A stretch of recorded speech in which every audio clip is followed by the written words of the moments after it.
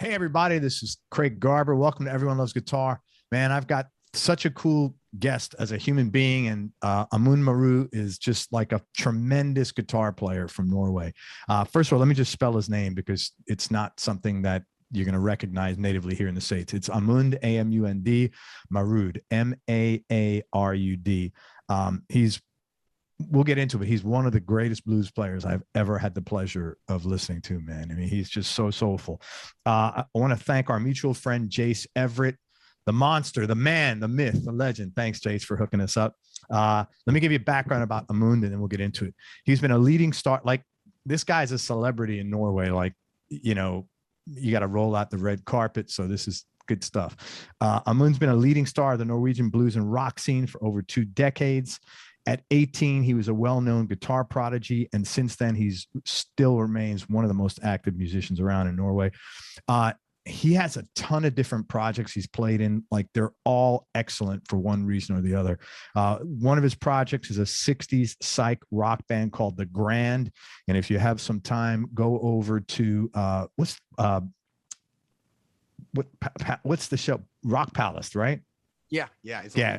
Go to Rock Palace and look up The Grand. Holy shit. This is like, you know, sort of like Cream, but it's not Cream. It's just, but in that vein of music. He's playing an SG. It sounds amazing.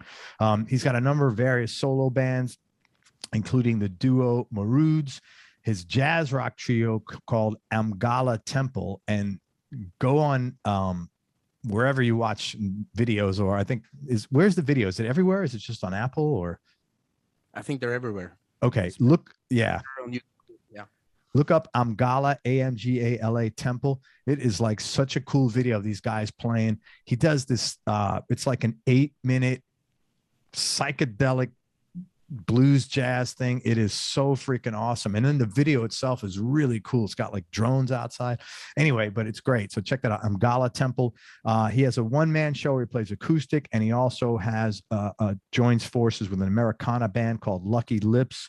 Also a project called the Buick, where he sits and plays with some noted poets in only in Norway. Is it Scandinavia? All the Scandinavian countries? No, it's only in Norway. Norwegian poets. And he's toured Russia, Europe, the States.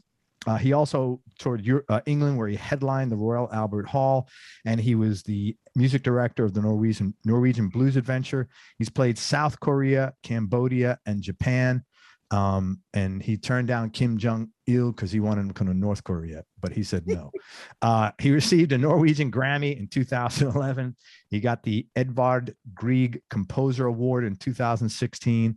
And also in 2016, there's a famous blues festival in Norway, the Notodden Blues Festival. He got the Blues Award. And in 2018, he got his own star at the Blues Walk of Fame in Notodden, alongside the likes of Ry Cooder, B.B. King, and Bonnie Raitt. He's currently right now in his studio called Snacksville Recordings, and he's working on his 7th solo LP. Man, I've been so excited to talk to you. Thank you so much for coming on the show. He's a great guy too. We've talked a bit before this. Yeah, thank you, Craig. I really appreciated you, just asking me to come on the show. It means a lot to me. Thanks. Oh, and thank you to Jace for hooking us up. Yeah, man, for sure. No, I'm happy you're here. You kidding me? All right, so let's get into it. You started playing guitar at the ripe old age of 2. But this is why you can't play like you. It's like playing golf like Tiger Woods. You can't rewind time. I mean, you had to start like, you start at 2, you start playing golf at 5. That's what happens. So you start at 2. By age 7, when most people are playing with Legos or Pokemons, you're out gigging regularly with your brother on drums and your dad on bass. And then you played on national TV for the first time at age 12, and you released your first album when you were 18. So I have a few questions on all of this. From reading your background, it almost sounds like music was sort of like the family business. So I wanted to know, how did you get started so early? And how did you get to tour and play out so much at a young age? And then you can comment on the family business thing as well. Yeah. And, music has been the hobby and passion of my father all his life. But he was never a professional musician, but he was playing a lot. He was the leader of a big band. He played trombone, and he played guitar. And then he's like a Neil Young nut. You know, I've been trying to pitch other artists to him, like it's in the same vein, and he's like, Uh-huh. no, no. Just Neil. That's all he needs, you know. And so by 1986, 1987, I think he stopped playing with his bands because he became a father. I was born in 81. My brother was born in 83. But there was all these guitars around. You know, there was guitars everywhere, acoustics. Let me show you the first one. Oh yeah, man. Look at this. This is home to me, you know. This is What? he thought it was a 1979 Strat, and he thought he bought it in 1977. Go figure. Well, they had that Norwegian time machine that they don't have here. Yeah. That's It's so actually- It's actually from 1980. that's an original 80s Strat. That's really not. And that was your dad's guitar. And was that your first guitar then? Yeah, the first one I tried, you know, just the smell of it, the sound of it, it was magic. You know? And then when on my 7th birthday, he took me to buy a cheap Les Paul copy because I thought that I can't remember which or the other, but you know, I thought that the Stratocaster was like a solo guitar and the Les Paul was like a rhythm guitar. Okay. You know, the things you believe when you're a kid. Yeah. Hey, you got a guitar out of it. That doesn't. That's good. cheap Les Paul copy. I think it set us back like $30. And this guy gave me a speaker for a handshake. But then later we bought you know, the Super Champ, the Fender Super Champ. Yeah. I still have that too, and it sounds great. God, that's got to sound amazing. Sounds amazing, yeah. You had so many cool amps in the Amgala Temple video. I was like, holy shit. And you know what, too? You just gave me an idea for everybody out there. That's actually a good idea. When you want to buy a guitar and you don't want your wife to give you a hard time, you say, I'm buying this because it's a great rhythm guitar. Yeah. This is like perfect because that's probably not one that anybody's used. So now, okay. So thanks to Amund, you have another excuse to get a guitar. Yep. One more comes through the door. You got a new rhythm guitar there. How about a bridge guitar? There you go. The thing about this guitar is this is actually the guitar that taught me that you only need one Strat, and there's many Strats to go. It's a beautiful guitar, man. It's a beautiful guitar, and it's kind of heavy, you know, and they stopped doing the contours around 70, 73, 74, I think, because you see the cut isn't as deep. Yeah. As they had in the, you know, in the 60s.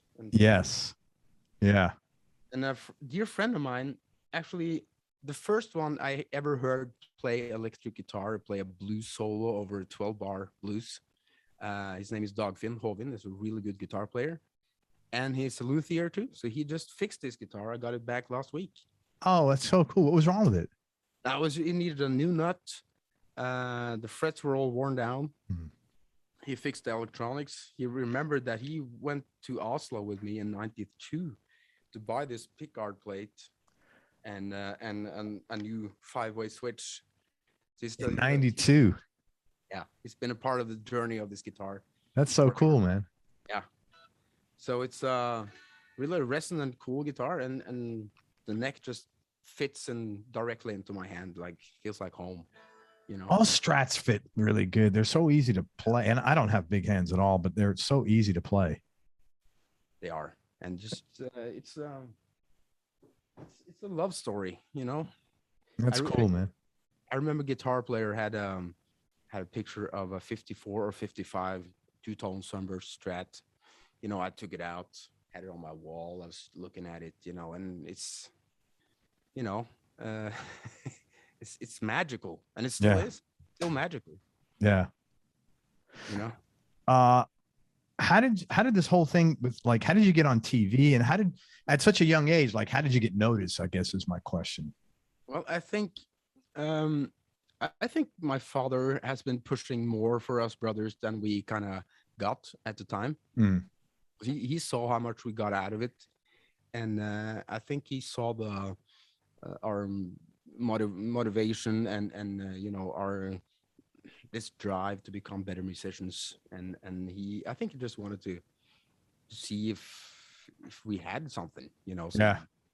so we the first time at age 12 on national TV, that was a part of a talent Okay.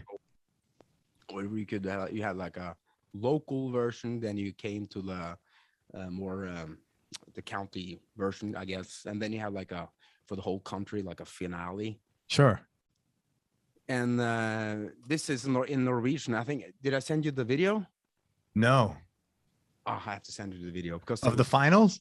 yeah, it's there, and they're interviewing us, and I'm 12, my brother is 10, and my father is my age now. And That's wild. That's and really wild. it's just dawned on me, you know, he's 40, and the interviewer is asking him, you know, don't you feel that it's weird to be so old amongst all this? Wow. Because he was playing with you guys. Yeah.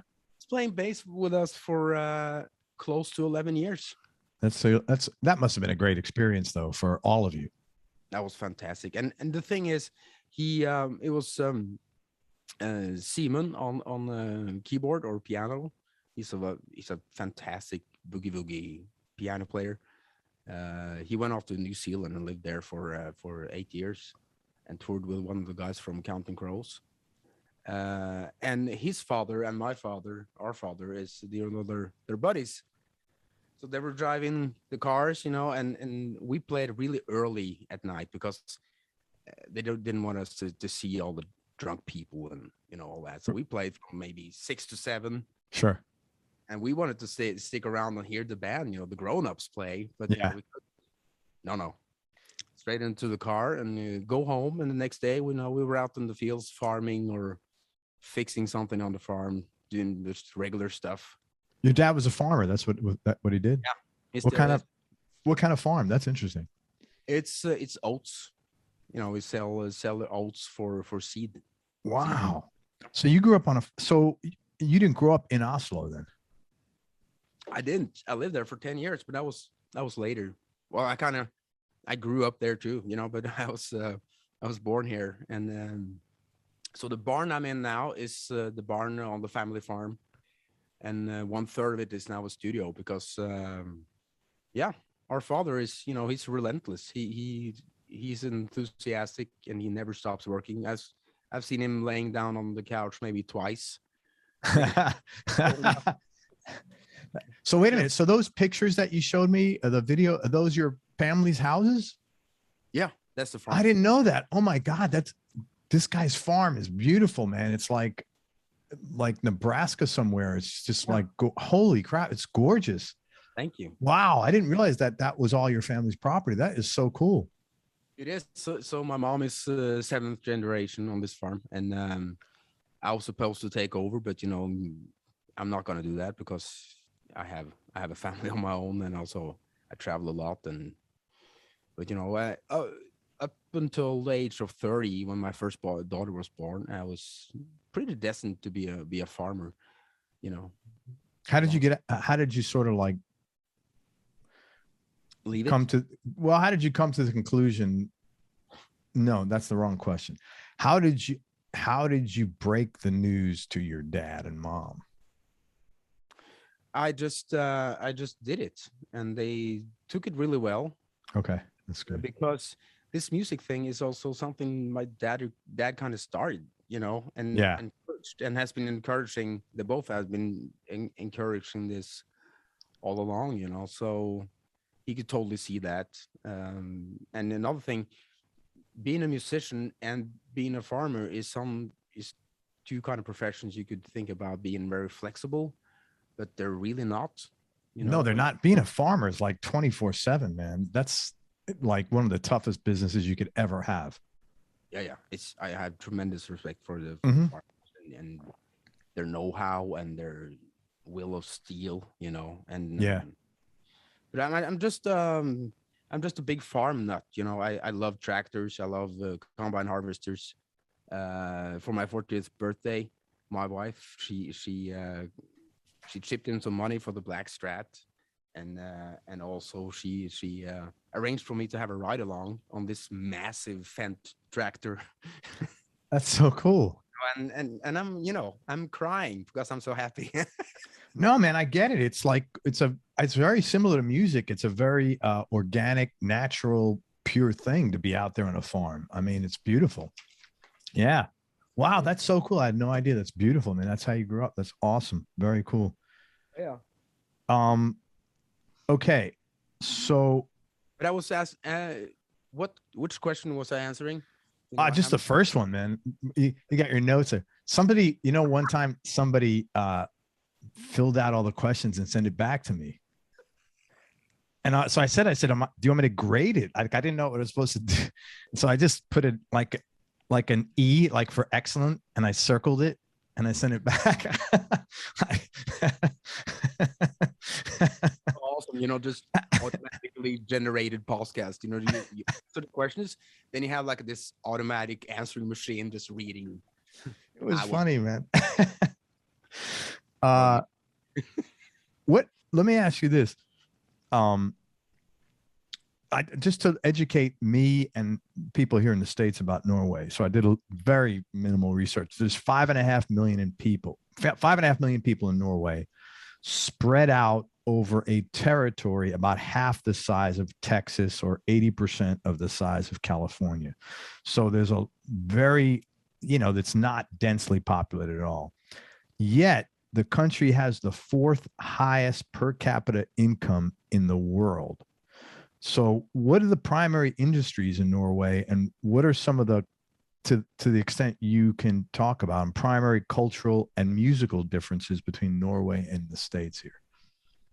That's interesting. I think to answer the first question, the primary industries in Norway is fish and oil. Okay. And Norway used to be a really poor country up until 1969 before they found oil in vast amounts. So this whole country is it's based upon our system is based upon that wealth that oil gave us, and also fish. So I know fish, like there's you guys harvest a lot of krill, don't you? Yeah, and we have salmon. Yeah, especially salmon. We export salmon to the Asian market, the Japanese market. They use it for sushi. Wow, that's a big thing here. And we're, I think we're dabbling in some technology too, because you can kind of see the writing on the wall that that oil thing is not gonna last forever. Right? Yeah, for sure. So we're now trying to steer everybody into the what we call the green shift, or the green, the new green era. Sure. We have a lot of people working in the oil industry here, but a lot for us. And also it's kind of interesting. There is practically nobody living here. I know. That's so like sparsely. I mean, yeah. And that's is it easy? Like if I wanted to move there, is it hard to come in? I think it's okay. Okay. It depends. I think it's easy from the States or from the EU, something like that. I just heard that it was almost impossible from the Philippines for some reason. I didn't know. Yeah. I don't know, but we've been having a right-wing government for some time now, and that kind of it's kind of bracing through everything. So I think it's been stricter. Yeah. Sure. Culturally, what are the primary differences culturally and musically between Norway and the States? I think one of the biggest differences culturally is we trust the government a lot. Wow. Yeah. That is a huge difference. That is, and that's just such a big thing, having that trust in the authorities planted upon each and every one living here. And that kind of seeps through everything we do. And that kind of, that's also a big thing when it comes to governing people, telling people what to do, not and what not to do, and we kind of abide 98% of the time. Wow. So there's a lot less stress as well. Yeah, it is. It's you can you can argue with the government and all that, and that's fine, and you can complain about stuff, and some people, as some stuff are valid to complain about, but if you zoom out and look at the world as a whole, or even just the West as a whole, Mm-hmm. the way we're living here is not even part of reality. Okay. Yeah. We shouldn't really be complaining about anything. And so people are able to have that 30,000 foot view from that they are in a good place. No. Oh, they're not. It's both, but I think it's interesting. I think somebody said that, how, the more money you make and the better you have it, the worse you have it, something like that. So, the bigger life you lead, the bigger the smaller things get. Sure. So people here are complaining about, what everybody else is complaining about. The taxes are too high, and gasoline costs too much, and the price of electricity. So it's the same. Same. Yeah. And also, I don't think Norway has, might go out on a limb here, but I don't think Norway has become a warmer country the last 10 years. It's I think, unfortunately, I think it's becoming more and more about protecting what we have and being more skeptical towards immigrants. Yeah. It's just like, this is a small part of it, but I can see, I don't think it's not moving in a positive direction, and you can kind of see the whole thing, the same thing throughout Europe and the States here, of course. Yeah. Wow, that's too bad. Yeah, it's sad. It's alarming. Musically, here in the States, as you probably know, the there's less places to play. Culturally, people listen to their headphones. There's DJs coming in instead of bands. What is it like over in Norway musically? Well, that kind of how people use music, that shift you just described. Yeah. That's going on here too. Okay. So being played on the radio used to be a big thing. Now everybody makes their own radio. Yeah. Right. When I this example, when I played on the national TV when I was 16, that was another thing. I think 1.1 million people saw it. Holy crap! We had one channel, and now that's gone, because you have Netflix, you have HBO, you have everything. Sure. But the impact you could have if you were on national TV on a Saturday night was just tremendous. Oh, you launch your whole career.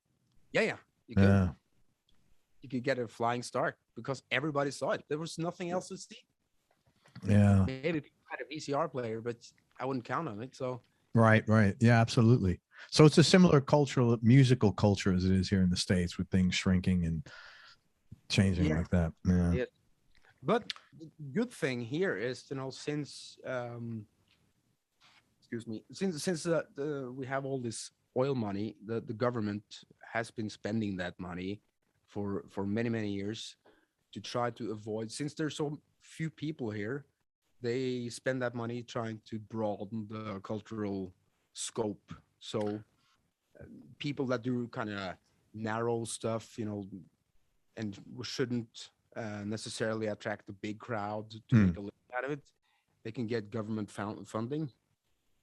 So, and I think it's kind of to even out our little disability when it comes to how many people you can actually play to. Right. So, like, I know in Sweden, their government is super supportive of the arts. Like, they give you places to rehearse and things like that. Is that sort of similar? Yeah. Yeah. Okay. Yeah. That's great. That's so cool. It might be even better than in Sweden too. Yeah, that's great.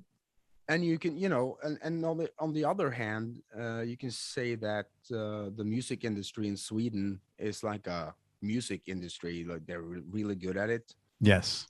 since ABBA, and I think they used to be the third biggest exporting music.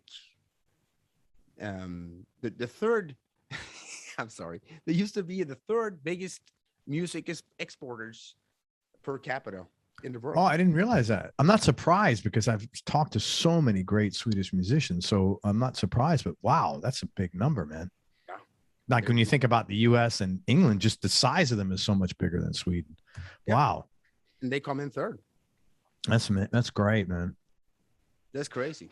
It's really cool. And so they have to come to the same thing. But what happens is when you get government funding, I think maybe that has been leading to the Norwegian music industry as this sales organization has been not really up to speed up until maybe the last 5 to 6 years. Now we're getting into gear, and we're exporting some really good pop acts, and we have really good jazz, black metal. That's the biggest You're export. kind of known for black metal there, death metal stuff. Right. Fish oil and death metal. Fish oil and death metal. Yeah, that's the way to go. So those of you looking for some good stocks, Norwegian stocks, Yeah. what were some of your challenges early on as far as getting your music career up and going? I think on a personal level, it was I was really angry when I was growing up. I didn't feel understood, or I just had all this energy that I didn't know where to place. And when I started playing gigs more, that helped. I just that was my channel. To express, to leak, to drip the anger out. Yeah.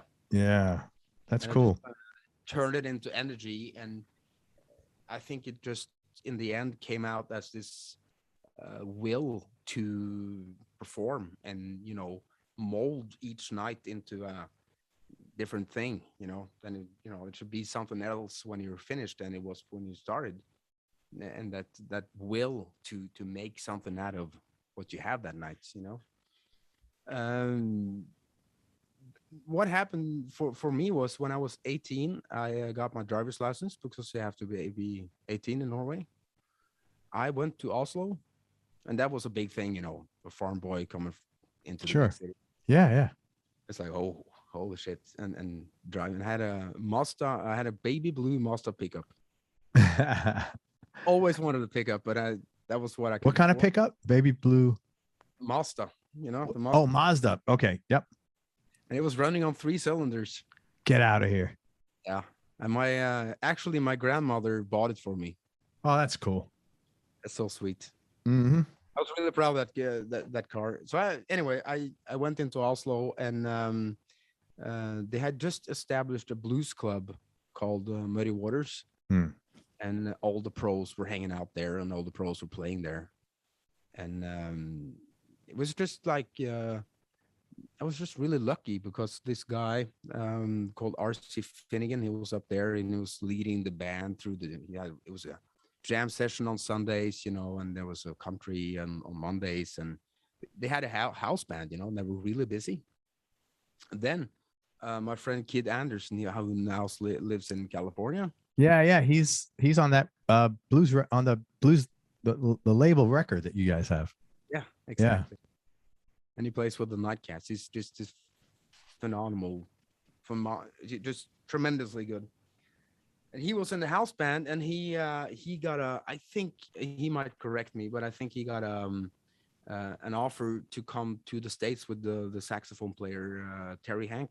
Mm-hmm. So that spot for the guitar, that spot was opening up. And after a couple of Sundays sitting at the jam, being really nervous and all that, because this was the kind of place where all my heroes used to hang out and drink beer, all the biggest guitar players in Norway came there. So, well, I ended up in the house band along with my brother, because I told him, I have a brother and he's a really good drummer. Oh, really? And the bass player was Bill Troiani. He's now a dear friend of us. He's from New York. That's what. And what was he doing in? That's weird. What the hell was he doing in Norway? Same thing. every American musician who moves to Norway does. You know, he was married to a Norwegian girl. Oh, right, right. Because you happen to know a guy named Pete Abbott, drummer? That sounds familiar. He lived in Norway for 9 years. He's not there now, but he lived in Norway for 9 years. Same thing. He married a Norwegian girl. Mm-hmm. That's wild, man. We got some pretty girls here, you know, and you do, man. Yeah, and so he was there, and I'll never be able to thank Bill enough because he taught us so much. We ended up playing with him 6 nights a week. Wow. And that's we kind of formed my first solo band was Bill and my brother and me. Yeah. We played 3 sets a night, and he taught us how to jam and stretch out. You know, he recorded every show on his MP3 player, so he was just tapping the board, tapping the mic. And you know, when you play a small club, what's it going to have in the board? It's just bass drum and a lot of vocals. You know. Yeah. It's like listening to yourself having sex or something. It's just but it taught us a lot, and then every month we had a different guest coming in. So there was jam on Sunday. We played country every Monday, since I was even then a big country fan trying to play country guitar. Then every month we had a guest, usually from the States. So who did you back up? Well, we backed up. Well, it was Dave Herrero. Is originally from Florida. He lives in Chicago now. Great guitar player. And I'm trying to think of, we played with the rhythm guitar player who used to play with Albert King and Freddie King. Oh, the lady? No, it's with Larry Burton. Larry. Oh, I should get my facts straight, man. I'm sorry. Oh, no worries. Larry Burton. Yeah. Wow. And he was a rhythm guitar player for Albert King and Albert Collins or Freddie King or both. Wow. Okay. Albert Collins. Sorry. So you said, yeah, that's awesome. And just listening to him playing a funky guitar groove in E, just wow. So that was like great. Being in the house band of Muddy Waters was incredible tuition for you. Like, it's fantastic. Yeah. 3 sets a night, and every set you wanted to win, so you kind of played. You didn't play 3 sets, you played 3 concerts. Yeah. And also we played at this boat in Oslo, down by the pier, and so my record is 11 sets a day. And 11 sets? Yeah, that was the record. Wow. We did 4 sets at the boat. Then if the weather was good and the crowd were coming in, they would kind of paid us per set after that. What's the math? So we played 3 sets of Muddy Waters at the end of the night. Then we played at the boat first, but it turned out to be 11 sets. And that's incredible, man. And we had slow blues, and applause after soul. It was like a concert there too, because I'm really just want people to listen. That's phenomenal. That's incredible. And you did that for how long? A couple of years, 3 years, 4 years. Wow. So, and how far away did you live from there, or did you grow up from Oslo? I think I had an apartment. I eventually moved to Oslo, but before that I had an apartment in Lillestrøm. That's like between here and Oslo, maybe 35 minutes from here. Because I didn't want to go to the military, so I had to do this, what we call the civilian service. So like the reserves, they have it here. Yeah, kind of like that. But you have to have like you can't have a real job, but you have to be somewhere where people work. So I was stationed at a high school. So I taught this kid how to play music, and I bought some equipment, and but at the same time I was playing six nights a week. So I was like getting no sleep. So I was sleeping in this office in the school because they hardly ever needed me. So I was just sleeping there. So is that compulsory military service in Norway? It used to be. And then you had to have like this interrogation to get out of it. But now I think they mostly draft people who want it themselves, How old was did you back when it was mandatory? How old were you when you went in the service? I was 19 or 20. 19. Okay. So you're at least a little older. Like in Israel, they take your, I think when you're like 16, that's really young, man. Wow. And it's mandatory there. Yeah. Yeah. For a couple of years, I believe. Wow. Okay. All right. So you're playing in Muddy Waters. What made you finally say, hey, I need to take this show on the road and cut the cord here? It kind of happened because before we move on, I'm sorry. One night we were there playing, and it was a jam session. You know who walks in the door? Brian Setzer. Really? Brian From the Setzer. Stray Cats. That's pretty cool. He played in Oslo the same night, and some friends of ours were like, they were talking to him, and they, you want to check out some music? There's a club right up here. And it's like, oh, whatever. Okay, cool. And he came in. Did he play with you guys? He played with us for an hour. Oh, that's awesome. I was like, and I gave him, it didn't look like this. It used to be a beautiful sunburst, but I gave him this plugged into a reshoe basement, and he looked at it and said, well, this is not my brand. And then he played for 60 minutes. That's cool, man. Whole set. That's And nice. After that, I saw the DVD, the Brian Setzer Orchestra from Tokyo. So I was kind of, my mind was blown after the fact, thankfully. You know, Yeah. I was up there trying to kick his ass, you know, but kind of why that was Brian Setzer. What a cool guy. That was amazing. But what happened was, how should I put this? The guy that released the Label Mates album that you've been listening to, Yeah.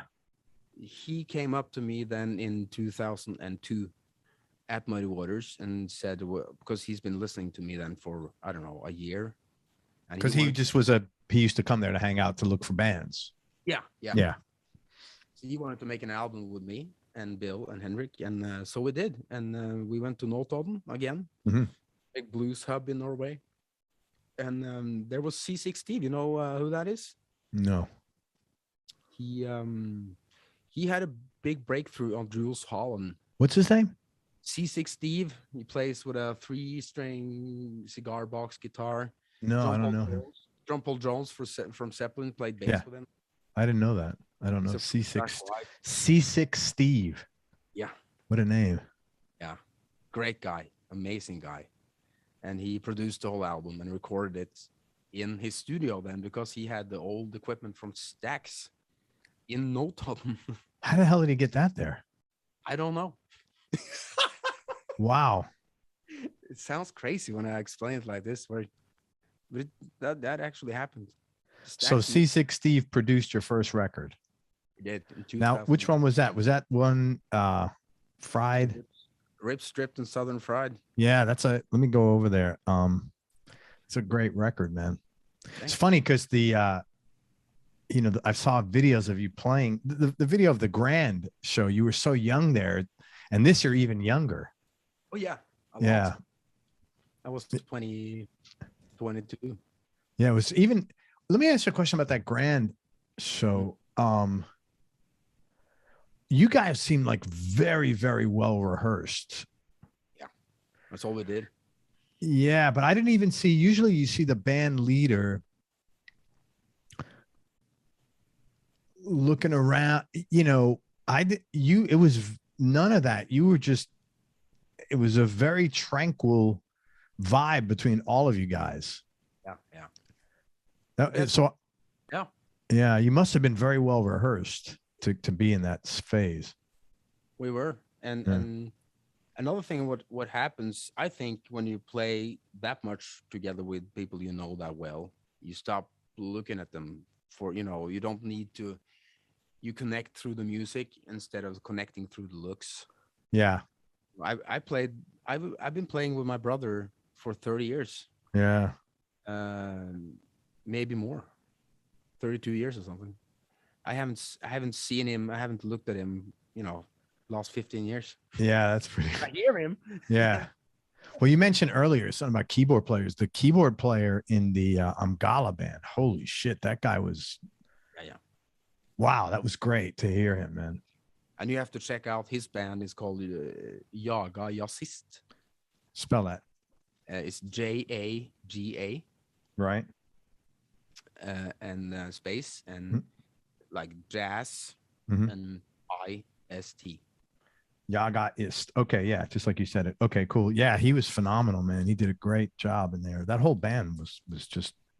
Now, your brother was not playing drums in there, was he? No, he's not.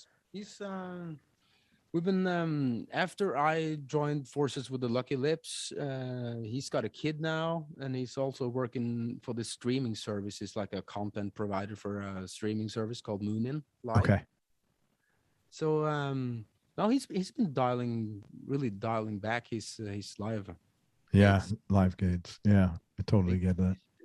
But he runs the studio. You know, he's been my main technical enabler for, I don't know, so many years, because I'd come up with an idea and he's like, yeah, how about this? You know, he welds, he solders, he does. It's very different from me, and I think that's the reason why we work so well together. Sure. He's like the technical brain of it all. Side note, COVID. What was?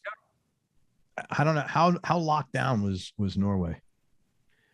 It was pretty locked down, especially in the cities. You had to, you know, it was they had to stay indoors.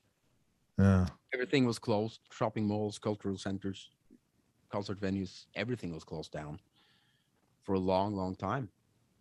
And it's gonna be, you know, we're gonna see the effects. I think worldwide we're gonna see the effects, like the psychological effect of COVID.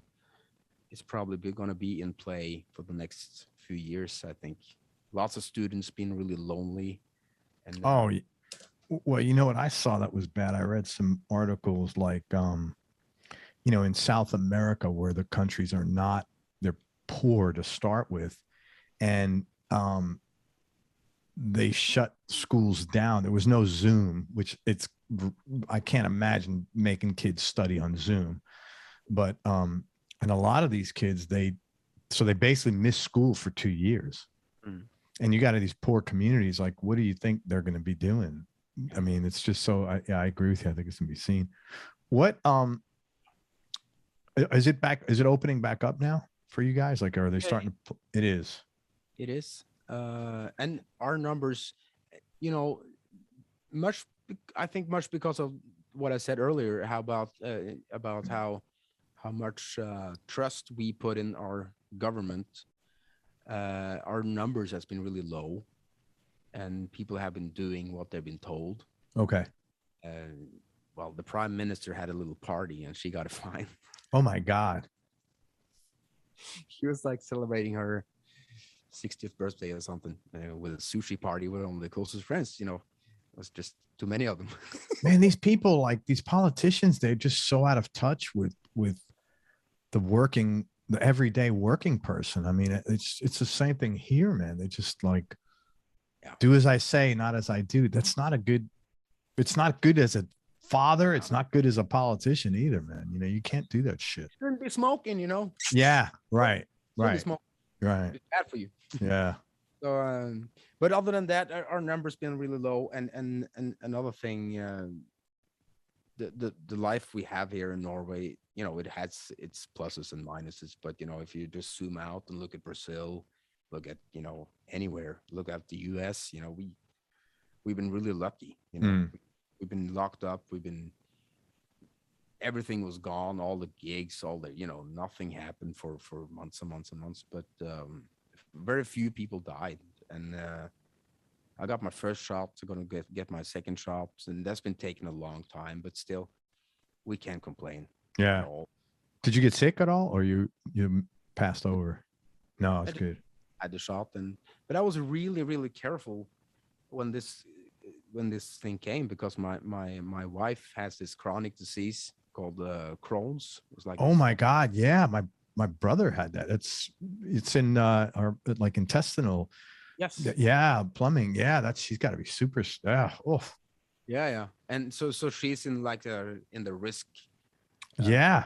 really sick, you know. So I was really, really careful. And so I've been just driving around on my moped, you know. She bought me a moped for me to keep sane. And that You was got a like, good wife. She gives you a moped. She put you on the tractor. she buys me guitars. She buys you guitar. I guess you got 17 years. You're gonna get another 17 at least, man. I could tell you right now. She's my best friend. Yeah, that's awesome.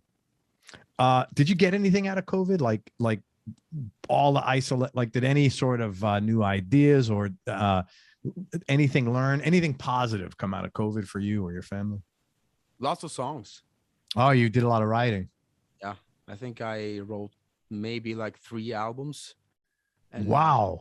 yeah, I'm just sitting in my small office, you know, at home with Logic, a couple of speakers, and just churning out tunes, you know. That was really good. That was like, Yeah. and I kind of felt this whole new possibility of digging deeper into songwriting. And I'm not saying that the songs are better than before, but you know, this that you don't have to finish the song the same day as it started, because I used to write 1 song a day and then make the demo and just that's it, you know. And 10 days you have 10 songs. But now you have to go back. You took the pressure off yourself. It did. That's great. So now I would imagine that you will keep that pressure off. Like you won't all of a sudden go back to saying, "Oh, I got to write a song a day and do a demo." No. Yeah, that's great. Much easier about it, and that's good. I think also when you've proven to yourself that you can make a song, you don't have to write a song unless you really have something to say. Yeah, you're not forced to. Man, I got to come up with something here. You can that's always cool. come up with something, but you know that's gonna be just the construction of it is just gonna be the know-how and the craft. But you know, I think the content has to come before the craft. Yeah, that's cool. I'm so, always, you know, so you got something. So you got. Sorry, I didn't mean to cut you off. I apologize. Go ahead. I was going to say, so for you, you were able to relax about your songwriting. Yeah, that's really cool, man. And I didn't have to go anywhere because I'm not a big fan of traveling. Yeah. But you were at one time. Well, but now you got a family, so it's a little different. Yeah, it's different. Yeah. Then I got so much closer to my girls. You know, I have 2 girls. They're 8 and 10. And since they were homeschooled, you know, I took the opportunity to dress up as a different teacher every day. That's cute. Wig and everything, you know, and using oranges as breasts, you know, and just we had lots of fun. That's great. That's hilarious. But what about all the other fruit out there? You neglected them. No, I'm just kidding. Yeah, man.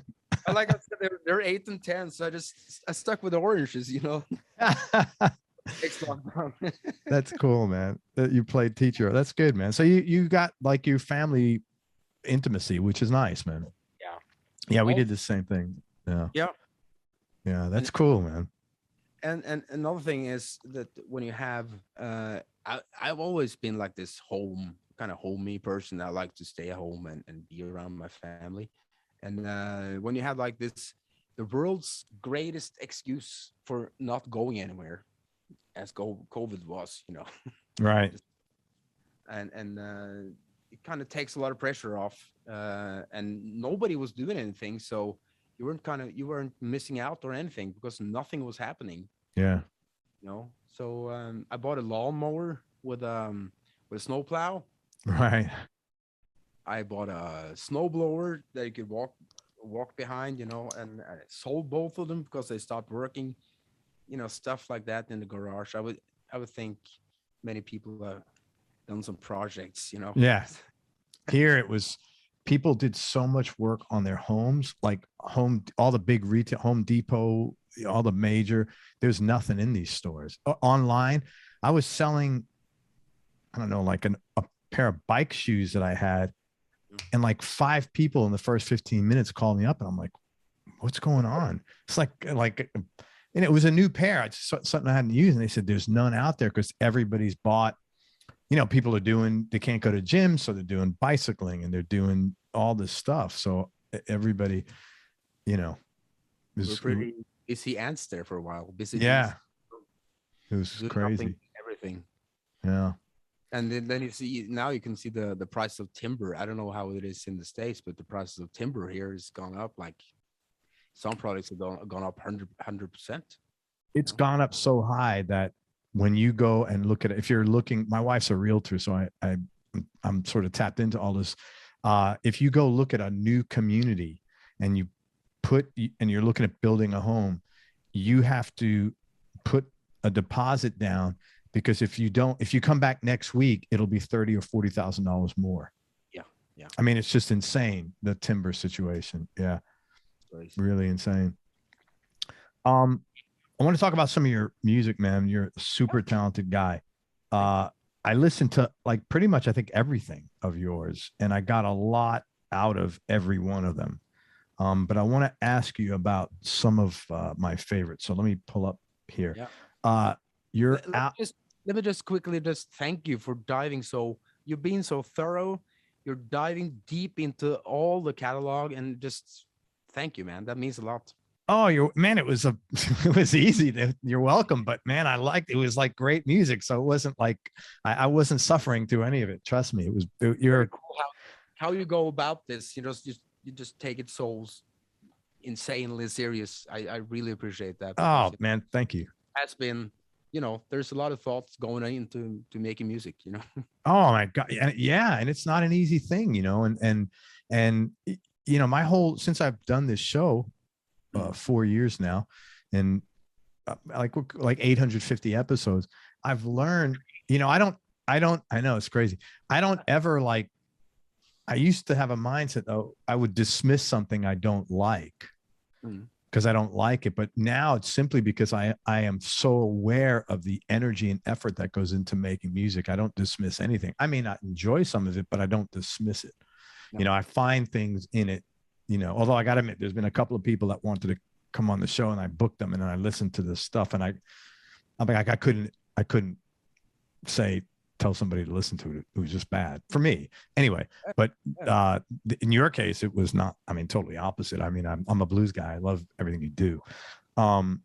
You have an album called Dirt, yes. Which is really funny too. One of the cover of that, you look like you're about, just like before you get ready to commit murder, you took that picture. Really thick earrings. It doesn't show on the picture too well, but no, it does. You can see it. It used to be my wife's favorite picture of me. Yeah, you look pretty tough. Like I wouldn't want to. I better like that music is how I felt. But you have a song in there called "Anywhere You Go." Yeah. And man, I thought it was such a good, we talked about music licensing earlier before we started recording. That could be the chase scene of a movie. It could be the opening credits of a TV show, or like just the song that makes everybody get out of their seats at a party and start dancing. And what I thought was great was you did a really good job of the arrangements, Amund, but you also, you put in horns, but you used them just right. And I think there's always a temptation where, hey, we got the horns today, let's use the horns, but you didn't do that, not one bit. You used them exactly where you needed to. And so I was just curious about the backstory to that track and with the horn placement and stuff. That track was it's a long time ago now, but that track was really cool to do. I think the basis of the track is this rhythm box and this homemade organ that some guy just left here. Oh wow. It's called the Dr. Rhythm. No, it's called or burnout or something. It's a German organ he put together, and the rhythm box was kind of cool. So we stuck a mic on that and recorded that for as long as we felt we needed to. Then at that time we had a horn section consisting of 3 guys, baritone, sax, trumpet, and trombone, and so they have to take credit for the tastefulness in the horn arrangement there. They're really good guys. And then we had Karina Dahl. Karina Moen. She was guest singer. Did I send you the video? No. There's a music video too. It was recorded down here. It used to be a pig barn down here, so we recorded it. That's wild. And we didn't have a light man, lighting technician, so we just flicked a light switch. Oh, that's wild. Because my mother used to grow fungus down here, like this gourmet fungus. Oh, wow. Yeah, not edibles, but there's Yeah. No, because they're like, it's like King mushrooms. Yeah. King oyster mushroom. That's wild. Yeah, it was really cool. And she had this these containers where she grew them because she was simulating all the 4 seasons to make the mushroom grow faster. So the walls were white. I'll send you this video. Yeah, man. I'd love to see that. We're just set up down there and filming and just flicking the light switch, make it look really spooky. Because when you turn the lights off and it's pitch black, then you change positions, you turn the lights back on. Oh, cool. Heat it up, so you're like, Yeah, that's very cool. Very DIY. Yeah. And so these 3 guys came up with their own horn parts. Yeah, I think they did. Yeah. Really cool. I love that track. When you said mushrooms, made me think of something. Is weed legal in Norway? No. Not at all. Not even for medicinal. Well, I think we're softening up on the medicinal angle of it. Yeah. But I think it's no, it's going to be many years from now. If it really, happens. Yeah. You don't have to say anything about yourself, but is weed a common thing for musicians to be smoking, or not really? Or is it the penalties there are so stiff? It depends. It depends on the genre. It depends on which kind of musicians. Yeah. I tried it twice. Once in Norway and once in Amsterdam with my wife. We went to this coffee shop and I ordered. Oh, in Amsterdam, yeah. Yeah. Just the thing you have to do, Sure, of course. It was called Purple Haze, and it looked like it was like this cold, Mm-hmm. And she was lighting up a regular cigarettes because we used both to be smoking back then, Right. She was like, "What are you doing? Get out! Smoking cigarettes? No, that's bad for you." Oh my God! So you could smoke weed in there, but not cigarettes. Exactly. Wow, that's a purist. Then I rode a bike back to the hotel, and she was like, "Amund, watch the road. Yeah, that's not something I would do on the. I can barely talk, let alone ride a bike. Good for you. So it varies, but I wouldn't say it's not too common actually, and it's and also for every generation of musicians, I think everybody's trading up a bit. Nobody is drunk anymore on stage. Nobody is, nobody really does anything bad anymore, It's the same thing here for the most part. People are pretty serious. I mean, the people feel pretty grateful to be able to do that for a living. They're not professionals take it seriously. They're not, coming on stage hammered at all. No, you've been thinking about that gig for 3 weeks, and then you're going to just blow it. Yeah. Plus my guests tend to be a little older as well. So they're like, physically they're like, no, I'm done. I need to go to the gym tomorrow morning. I don't want to, yeah. It's a different ball game, and it has to be. I want to talk about some more music. You got another track called Shine It Around. Shine It All Around? Yeah, Shine It All Around. It's a single. Even the cover of that, it's like some beautiful forest or something. It's a really nice picture. Beautiful track, really moving. It sounds like you got like a resonator slide on there. It's a cigar box guitar we bought on the street. Oh, cool. With a P-bass microphone. And the thing is falling apart now because we've been using it a lot, we glued it back together. 3 bass strings. That's really, it sounds great, man. Thank you. That's actually written for this TV documentary. Because I wrote the intro music for it. Then we made the music for the whole series, the first year, and it's still running. I think it's on its 9th or 10th year. Wow, that's cool. Dude, we get Norwegian shows here sometimes. Yeah. Oh, yeah, and what they do, I can't watch it if it's not in English. Like some people, they have it like the people are talking in Norwegian, but they overdub it in English.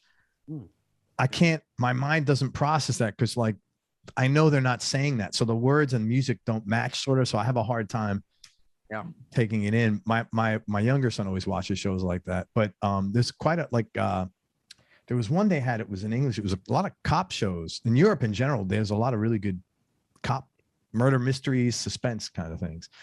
Especially in Germany and in England. Yeah, England, we don't get any German shows here, funny enough. We get a lot of English shows, few Norway, Sweden, you know, some of the Scandinavian countries or the Northern Europe countries, I should say. I like seeing it. What's that?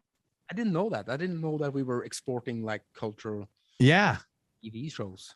It was really, and I love that because I like to see other places because everything is different. Like even the way the architecture of a police station, and then the build and the way it's laid out. So it's always like really interesting to see that, for me anyway, just the differences, you know. I mean, I think we could always learn a lot from different things anyway too. So, you know, it's just cool. You know, it's glass and concrete. But it is, but it's different, you know. It's just, yeah. But that track was great. You and your brother wrote that really good. You have an album called Electric, which is a great, man, what a great blues album. And your song on there called Stay a While. Yeah. First of all, I thought that whole record was just first class. There's some really good blues riffs in there, really good songs, and all of them were very moving, and very soulful, to the point where I was curious what was going on in your life when that record was being made, because you had some sort of like magic going there. Yeah, that record was actually really important because that was the first record we made here in the barn. After moving the studio from Oslo, because there was this biker gang in the next room, and they were starting up their bikes, and they were smuggling liquor, and they were, you know. That's so funny. That's like a TV show. Yeah, they were really. It was like Sons of Anarchy, you know. Yeah. And I can be hot-headed, you know. So what I did, I took 2 4x10 Marshall cabinets, stuck it in the hallway. One basement head, one Marshall 100-watt head, and just cranked. And I started playing. And like 30 seconds later, this biker dude, he's not that tall, but he's crazy. He was there in the doorway like this, you know. He wanted to kill me. And stuff like that, you know. The other guy was kind of acting as if he was running over my brother on a motorbike. Holy. Full on throttle, you know, towards my brother. And he's a stubborn bastard, you know. So he didn't move. He was like this. Then he just pulled in the brakes and stopped like this close to him. Wow. Yeah, that's too much stress to be dealing with. Yeah, it wasn't nice at all. Then, you know, again, I called my father, and he was like, yeah, let's move it here. Okay, cool. And he had 2 carpenters that were working on the other side of the barn.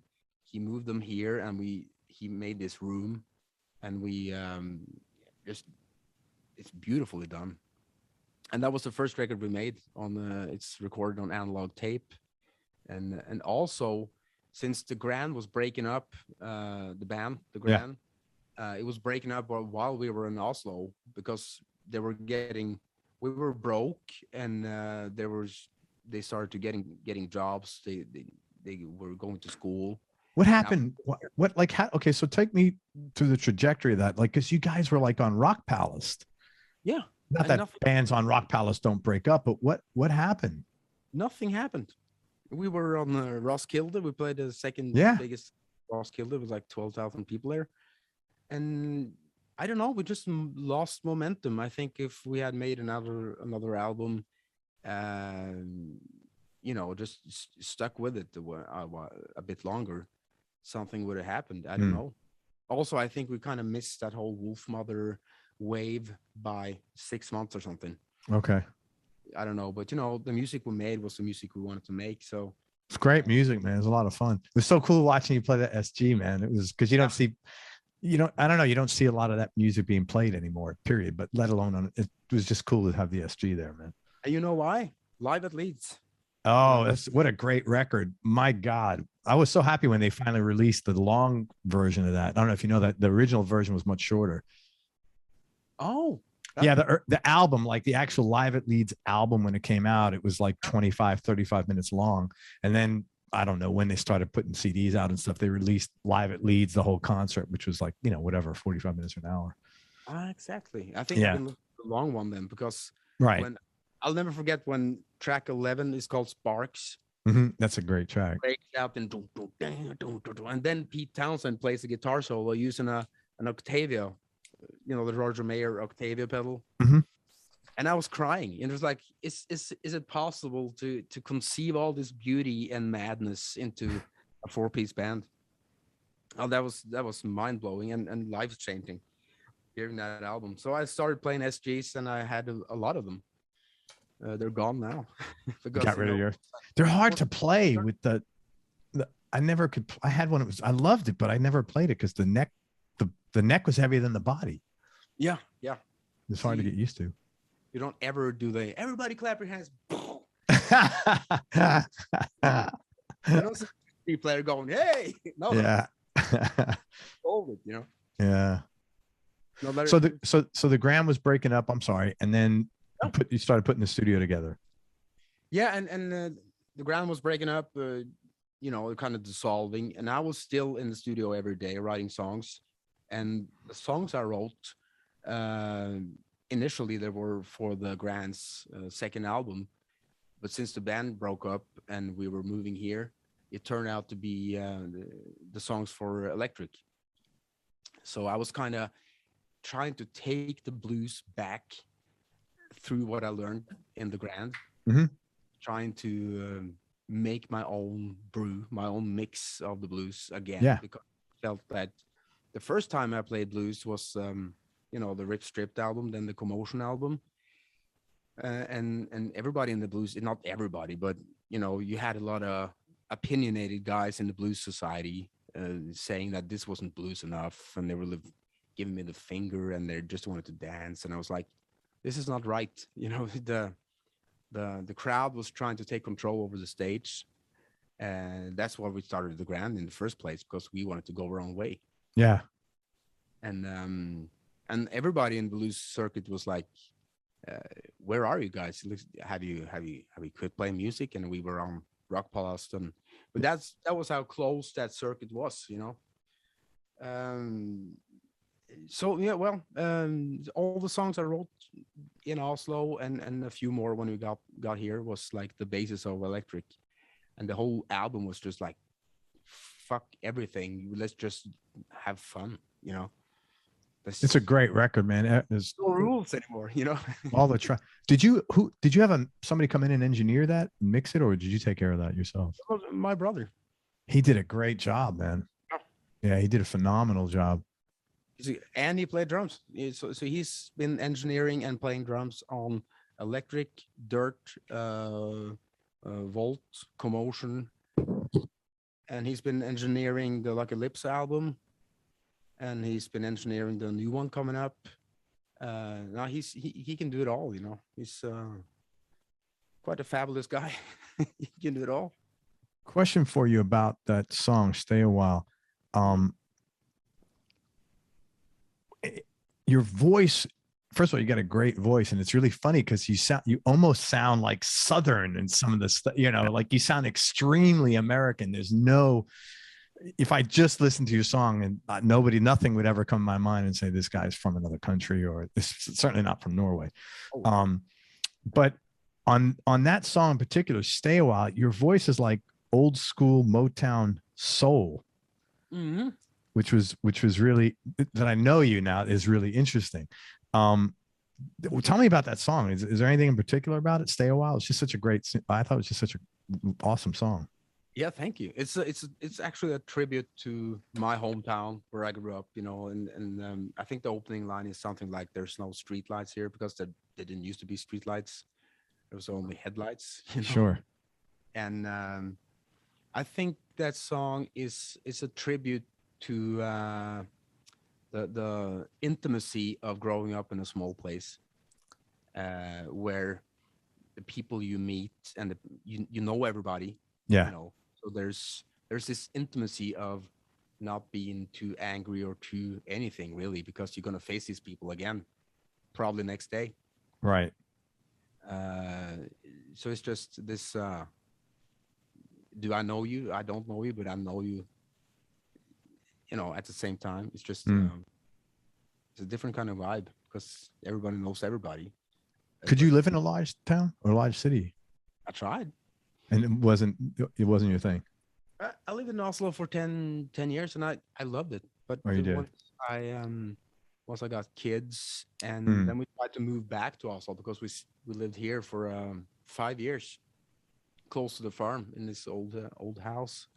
And since I was so much on the road, I kind of just left my wife there with the kids in the middle of the. I didn't feel right. Yeah. We moved to Oslo. We lived there for 4 months.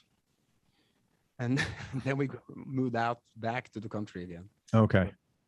We have some amazing neighbors now. We live closer to, other houses. That's cool.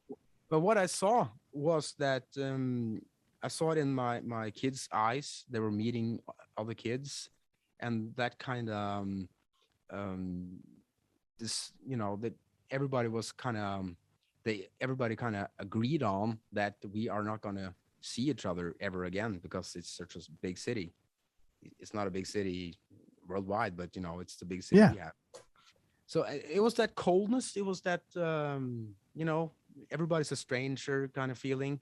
Sure. Now, we wanted our kids to grow up closer to people they would see the rest of their lives if they want. Sure.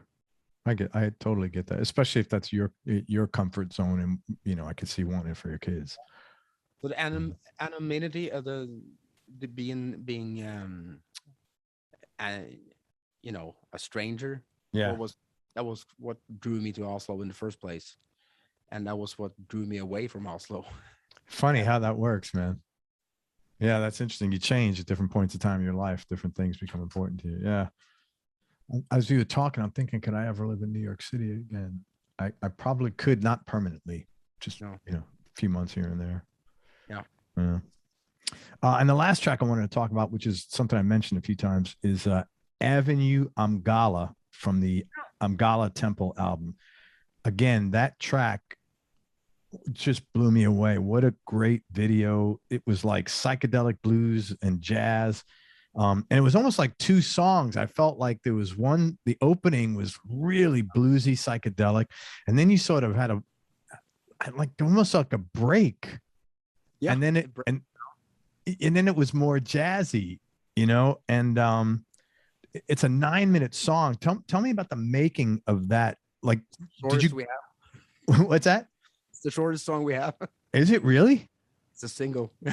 It's what a track. I've got to listen to that. I didn't listen to that album. I have to listen to it. Tell me about that track. I mean, it's just so, was most of that improv or was like, had you played it a few times? Yeah. Except for the melody, it's all improv. Then we have decided on the arrangement, of course, and the second part is, I think it's in 7 or in 9. Oh my God! Which was a big challenge for me because I only count to 1. Well, I'm glad you told me that, because I'm not going to try to play with it. I'll just stick with the first half, try to play along with that.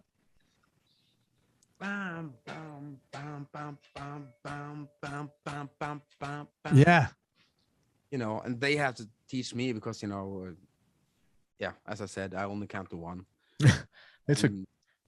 But you have in that band, you have 2 geniuses, and it's Garid on drums. It's just that drummer was, dude, he was phenomenal. Yeah, I mean, fucking amazing. Yeah.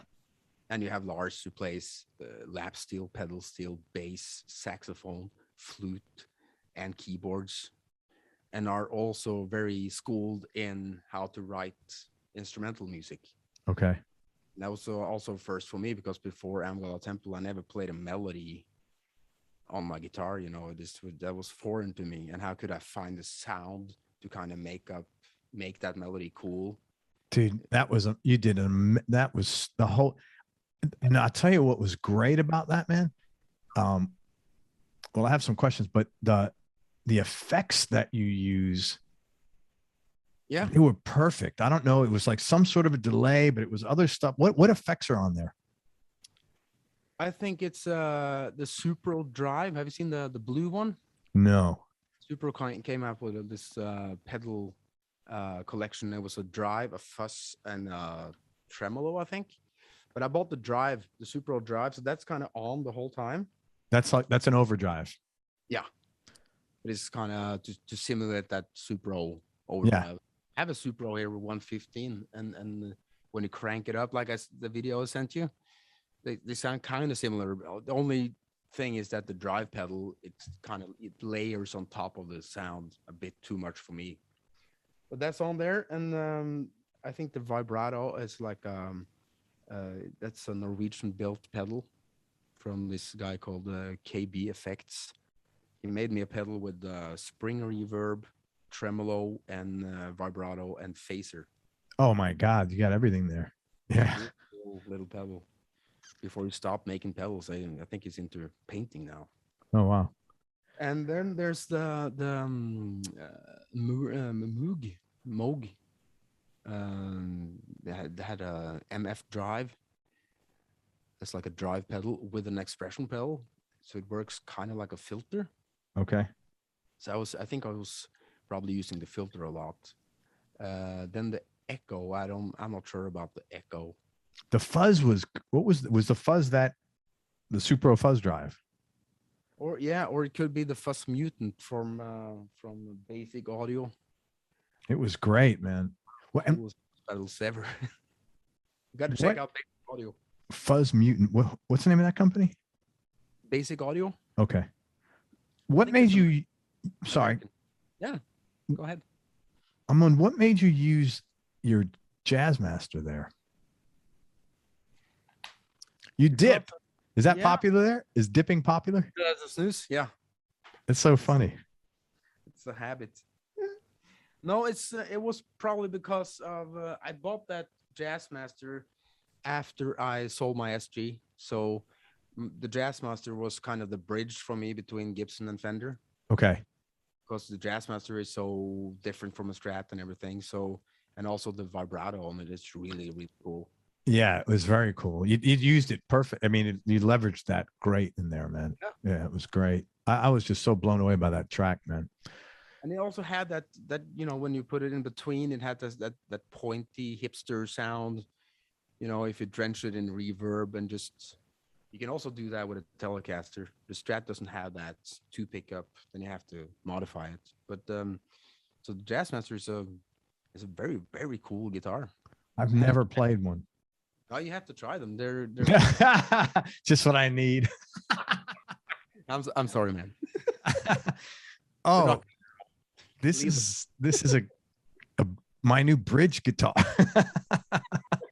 It's just different. It's a bridge guitar. Yeah, and then you need an outro guitar. Yeah.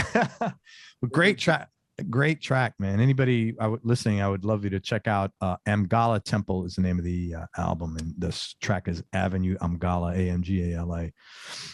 Amgala. In the beginning, no, let me ask you this. You kind of like were a convert to the blues because you didn't necessarily play only, not that you play only blues now, but you weren't you were a rock pop more guy early on. People are often attracted to the blues because it's a great outlet for pain, for emotional release, like you said, with your anger. I was curious if there's anything in particular that you're healing through playing blues.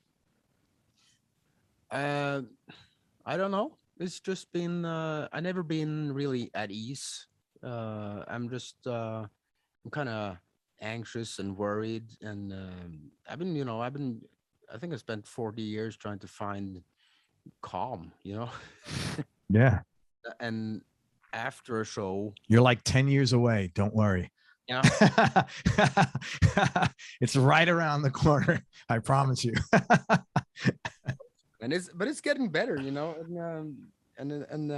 but it's just this eagerness and this all this energy and playing blues and just playing guitar, being on stage, but it doesn't have to be on stage. I can play by myself for hours and hours and hours and just pretend that I'm on stage, and that helps, you know. So I started playing, but I started playing blues when I was 10. That was like when I heard Johnny Hooker.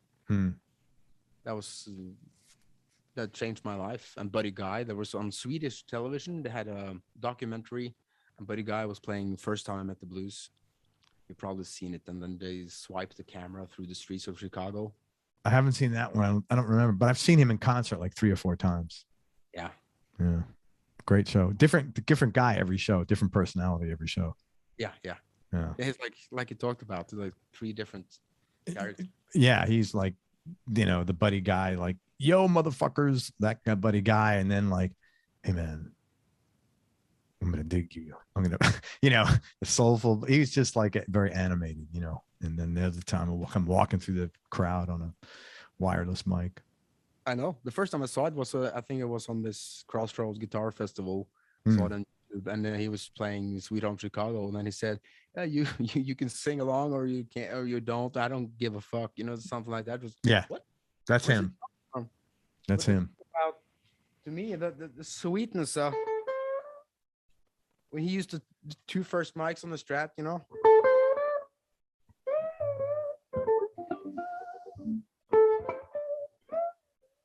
He's got such a great way of controlling volume and in within a measure even of going from such intensity to such calm. And it gives me goosebumps just thinking about it. When he did Long Way From Home, have you seen the Stevie Ray Vaughan tribute show? Yeah, long time ago. And when he just like this, you know, and then just and just he goes forever because he's got that, you know, that TBX tone control, but that's just technical bullshit. That doesn't matter. It's just the way he's using it, and how he's just being in charge, you know, the whole time. I met him in 2003. Did you get to play with him? No, I didn't. He was just sitting outside in this Norwegian traditional knitwear that somebody gave him, and he was drinking some bourbon or something. And I'm just, hello, you changed my life. Thank you so much. Oh, that's cool. See, that's nice. I was just in awe of this man. Then I saw him. I get to see him play a couple of years later, and he had this slow blues. He played slow blues for 20 minutes, and I was just crying. It was just so emotional, you know. Yeah, he's amazing. Yeah. He's amazing. There's a live album of his that I always find is one of his best. I Smell a Rat, maybe. What is it called? Hang on. It's where's that from? It's a very old record. Let me look up Buddy Guy right here. It is. Oh, I didn't mean to put it on. It is Buddy and the Juniors. Man, I'm sorry. It's called shit. Going through his records here. It's just it's called Stone Crazy. Oh, yeah. It's got only 6 tracks on it, and I think it was recorded maybe in France. It was in 1980. Well, it was released in 81. I don't know when the recording was. My favorite album. He's just 10. He's just so awesome on every freaking track. Yeah, Stone Crazy. It's like a volcano, you know. He really is. He's a great artist, man. And he has inspired so many. You know, he inspired Jimi Hendrix. You know. Oh yeah, Hendrix, Clapton, so many people. And there's footage of Jimi Hendrix sitting at, you know, the stage with Buddy Guy and recording his show. I've seen that. Yeah, very cool. Put it all in perspective, you know. You know I'm sorry. Was that made an impact on you, the Buddy Guy? Oh yeah. Yeah. And that kind of being that expressionistic, it's such a huge leap from what I'm growing up with. You know, that kind of. You mean culturally? Yeah. That kind of humble kind of thing you have in farm communities. And here comes Buddy Guy, and he flew right out of the TV. You know. in Norway in general, or people tend to be less emotional, more subdued, or not necessarily? I think it's about to change through social media, and it's about to change. You know, people are getting more in touch with their emotions. Also, people aren't afraid of showing emotions anymore like they maybe used to be. Sure. Like in the old kind of thing where I grew up, you never saw your father cry, you never saw a man Sure. emotional or talk about feelings.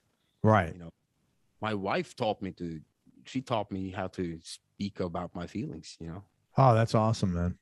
She took the I was a kid, she took the second half of my upbringing.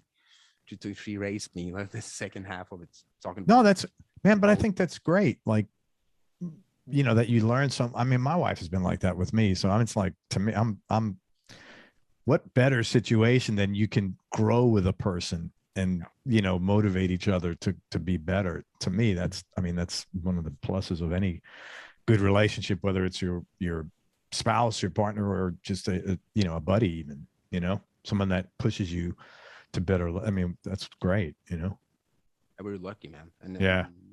that she knows that if I'm miserable, I stop talking, because that's the thing I do. You're awfully quiet now, Amund. Are you okay? And you're, no, actually, I'm not. And then Yeah. about it. That's cool, man. Yeah, you have to get to that point where you're okay talking about it, because there's a vulnerability there. Yeah. And if you've never done that before, like, I know I'm speaking for myself, it's not like something you could just jump into. You got to, like, baby steps. Yeah, and it's also kind of embarrassing to not have the answers. To only have questions and have the hurting bit of Yeah. it. But you don't have the questions because you're used to kind of explaining everything in words and kind of solving everything. But when it comes to feelings, there's not really answers. You just have to talk about it. And when you hear yourself speak about it, maybe you can get a better grip of what it is that's Yeah. wrong with you. Yeah. Or do podcasts. This is very therapeutic. Well, next question. Speaking of, what were some low points or dark periods that you've had to deal with, and how'd you get through them? I've been struggling with depression and anxiety, and the feeling of not being, you know, I've been so much on the road. I think I've been between 200 and 250 days on the road every year. For how long? 10 years. Then yeah, Wow. yeah. And That's it broke me. incredible. Yeah, it is. It's incredible, but it broke me in a big way. Yeah. That's not hard to believe, man. Holy crap. What, so how have, to whatever extent you're comfortable, Yeah. what have you found to be helpful to you? Because a lot of people, I mean, the conversation I had yesterday with a really cool young woman, she was talking about the same thing. She suffers from depression. And a lot of people do. And I'm so happy that people come on here and talk about it, because there's a lot of people that are like, I think all of us, you sit in your house and you think the problems that you have, especially as it relates to mental things, are like unique to you. And it's like, when you hear someone else, it's like, wow, that, you feel less abnormal. You feel like, oh, I can fix this. So how have you managed to like, what things have you put in place, or are you putting in place, or you're working on, to sort of get through some of these issues? Well, I've been starting to turn things down, say no to, Gigs. yeah, and projects, and I've been starting to say no to the stuff that I usually would say yes to, because I love to play music. Hmm. So I think I used to think about the playing part and the expressionistic part first. But then when the gig came or the project came, I was like, oh man, I have to go to the studio, get my gear. I have to go drive my car for 8 hours to get there. Right. Really want to take the girls to school tomorrow, so I'm going to go home in my car after the gig just so I can see them before I go to the next gig. So it's been stretching myself too thin. Mm. So I had a couple of sessions with a shrink, and she was really good. Oh, that's awesome. Is that common there? Like, if you haven't been to a therapist here in America, Yeah, that's you're rare. you're more of like well, because it's like I mean, they're like Starbucks. There's one on every corner. Yeah. And now they have apps you know, and it's, yeah, there's therapy apps. And I think like Zoom, you know, with Zoom, everybody is going to, you don't even have to leave your house now. Oh, wow. That's interesting. I think we're as a, you know, I think we're all dealing with mental health issues in a better way. And I think some of the shamefulness that used to be attached to it is it's slowly dissolving. Mm. And I think because, you know, we need to deal with mental issues the same way we deal with, you know, you broke your leg. Well, you know, Let's go to rehab, man. Not like addiction rehab, but let's fix it. Yeah. Oh. gas and you know and I think for every generation that comes along, I think they are getting better at talking about their feelings, Yeah.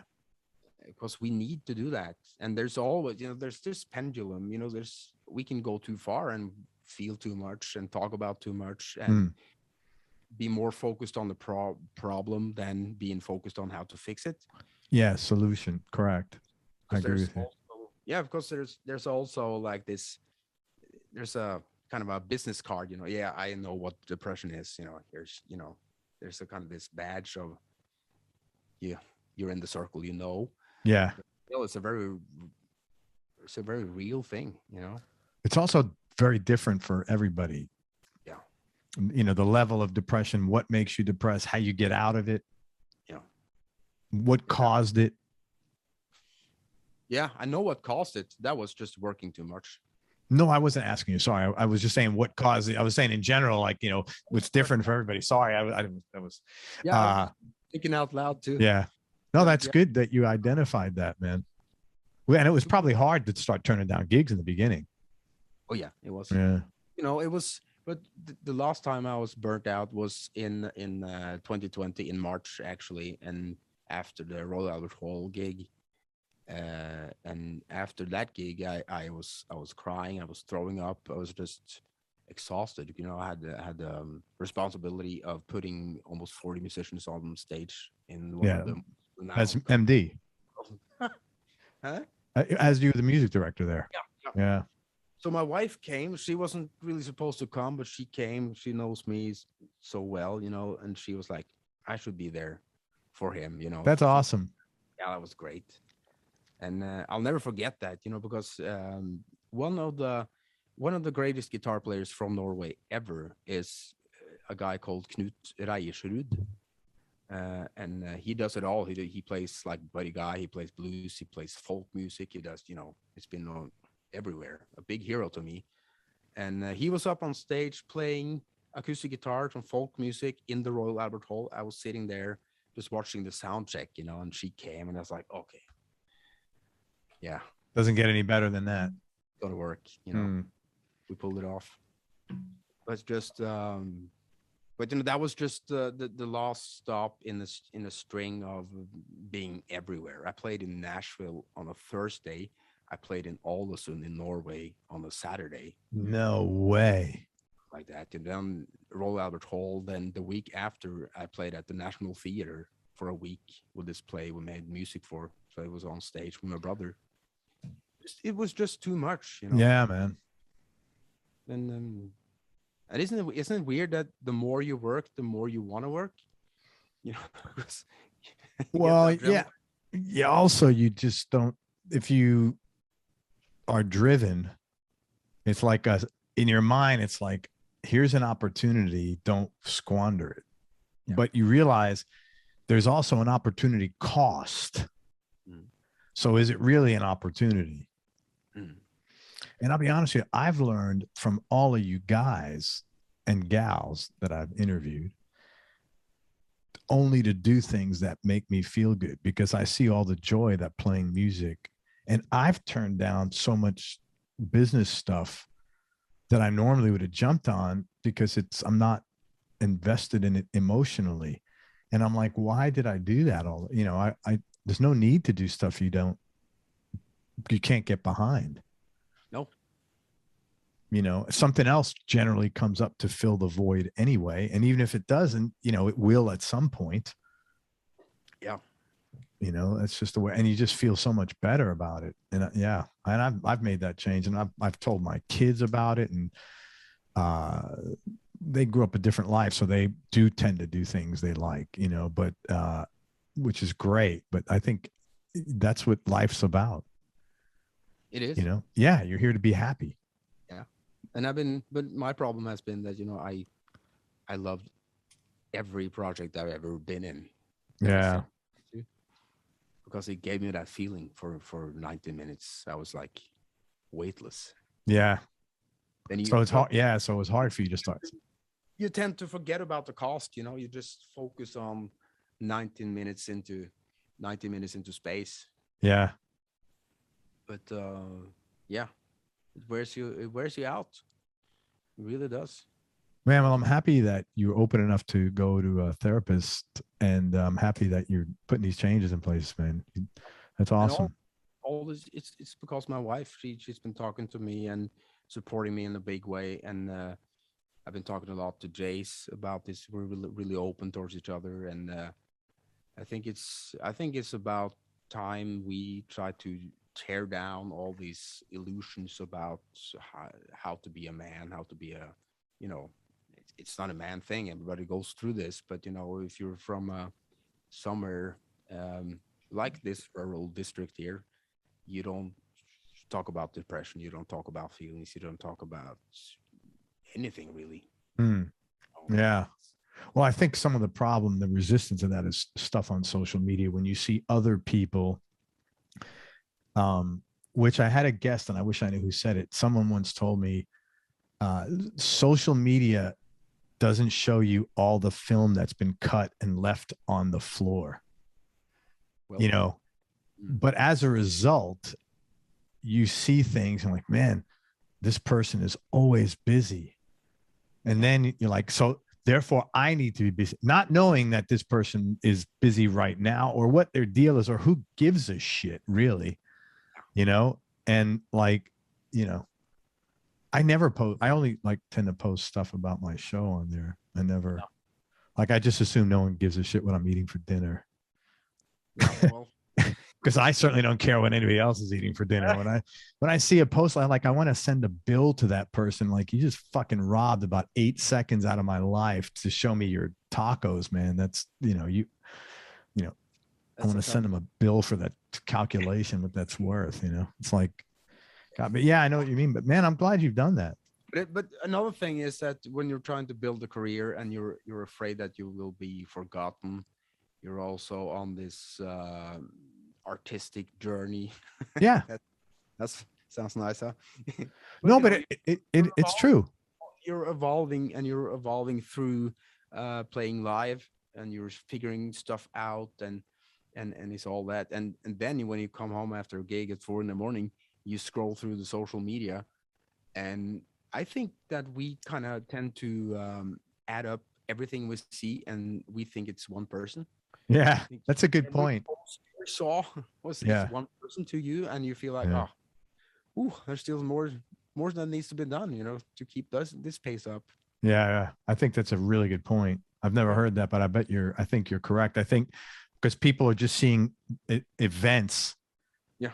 and you're not processing it as 20 people, you're processing it as all these events, and then you only have one over the next 3 weeks. So it's like, man, it's depressing. Yeah. Yeah, And the that's a good string, point. like that's the outside, that's the world, and you're here. Yeah. And let's be honest, nothing's happening. So Right, it's right. it's that gap between activities, and in this business you need to be active and be on all the time. And I think that's probably one of the most positive things I got out of COVID. Is it taught me that I still exist as a human being. When I don't play 5 nights a week, I even exist more as a human Right. being. Yeah, yeah. That's awesome, man. Thank you. Thanks a lot for sharing that. That was very cool. I like what you said. I exist even more. I'm going to write that down. Write it down.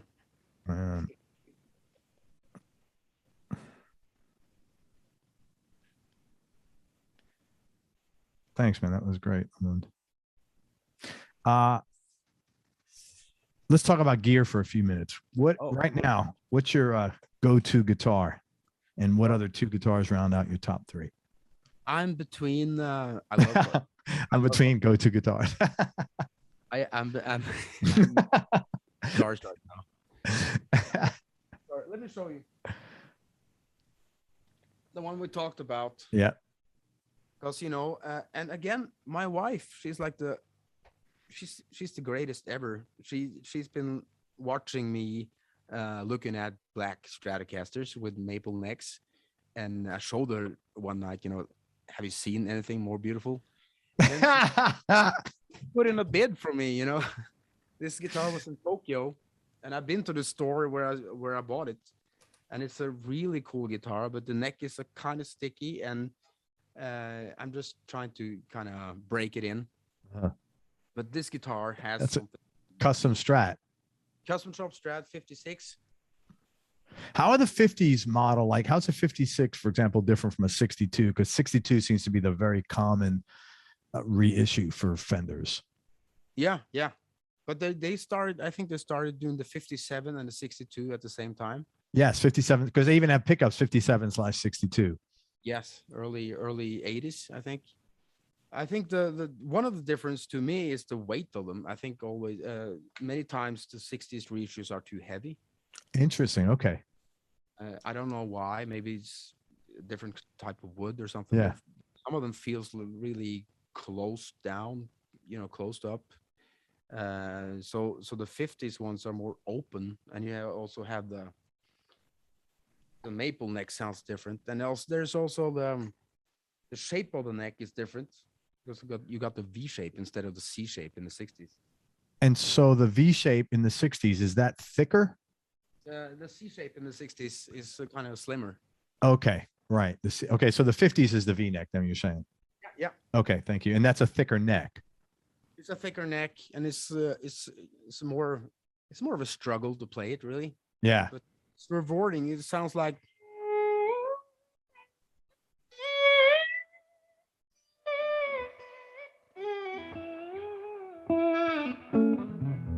there's just something true about that tone, because you can hear the reason I bought it was I'm into playing more finger style now. When you play slide, are you open tuning? Or is it regular standard tuning? It's regular. Yeah. Because I feel like if you're tuning a guitar to open tuning, you're kind of wasting a guitar. No, I'm the same way. If I don't play slide a lot, but I like standard tuning. It's like, yeah.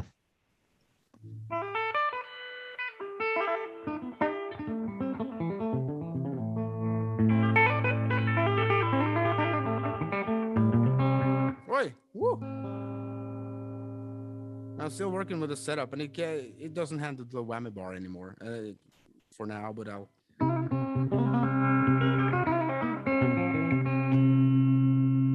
Wow.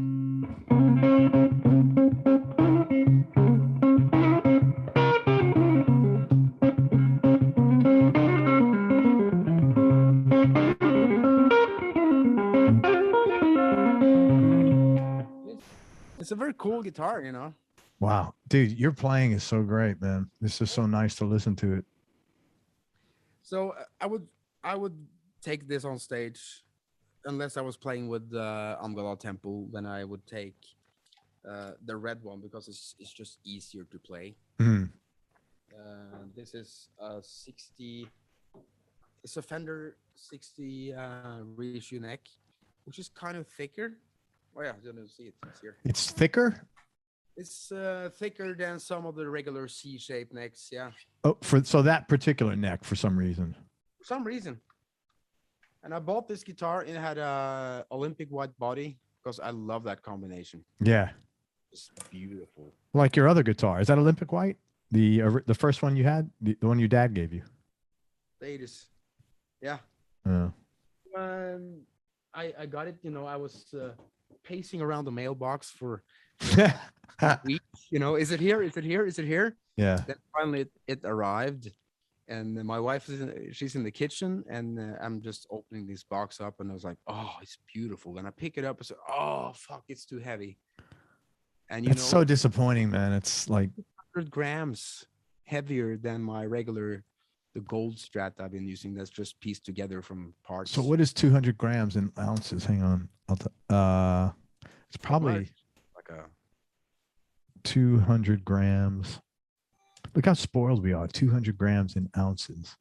Boom. Here's the answer. 7 ounces. That's almost a half a pound. Yeah. And the guitar was just closed up. So this body, a dear friend of mine painted the Coulter red in the 90s. It's a Japanese reissue Strat. Mm. And yeah. And it's just easier to play, for the Amgala stuff.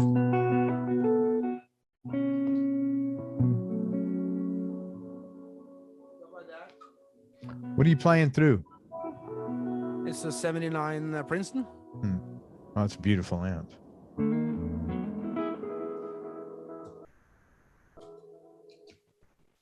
There's a lot of knobs here. Yeah, it was a little too. Yeah.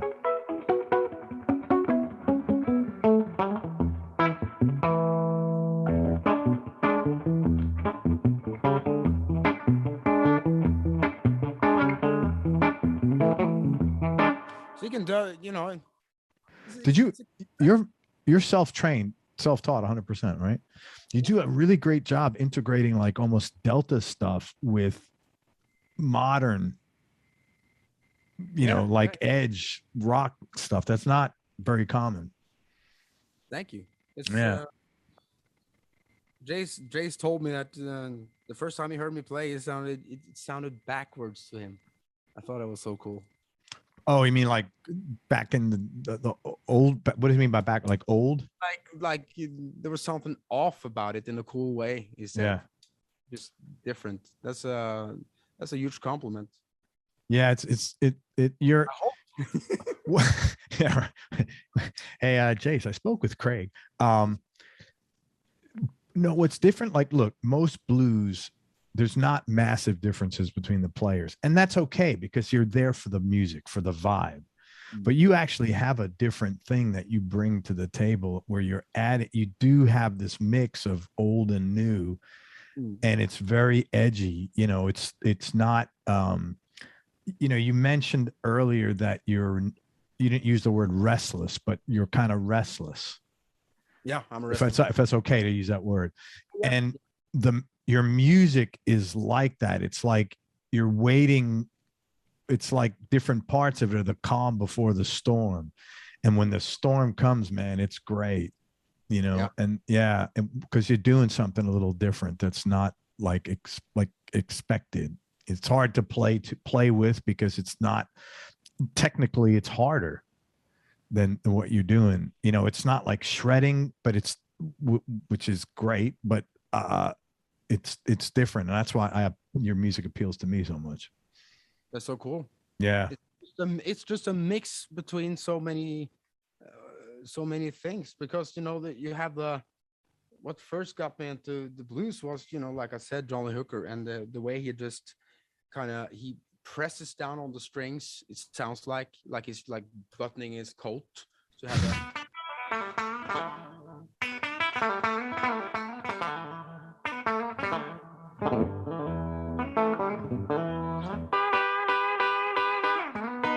And then you have Buddy Guy,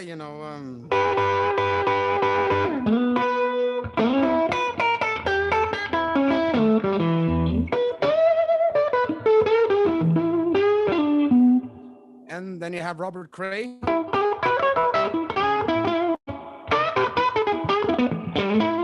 And then you have Jimmy Wall.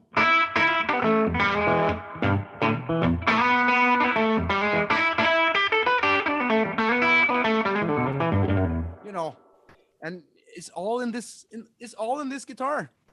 And you're not playing with a pick, or are you playing with a pick there? I was playing with my hands now. Yeah, that's what I thought. That's so amazing, man. And then you have the Clapton and the Cream. Yeah.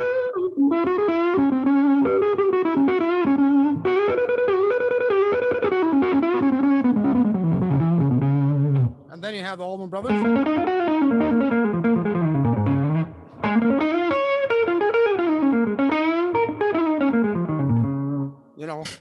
I'm Dude, getting that's so awesome. sorry, but just No, it's cool. It sounds great. Dickie Betts, I love him. He's another guy. What he did was totally unique. Yeah. He didn't. That way of playing guitar. Yeah, very unique style of playing, man. And no one does Dickie like Dickie. He's such a great player. Fantastic. Then I heard Derek Trucks. Amazing player. Amazing. And then I heard Blake Mills, and my mind was blown. If you're on YouTube, you have to check out Guitar Moves with Matt Sweeney. Yeah. I know his show. I'll check it out. And Blake Mills is there, demonstrating different ways. So that was what fascinated me. It was he has different ways of approaching the guitar. That was really inspiring to see. He has that Indian kind of approach.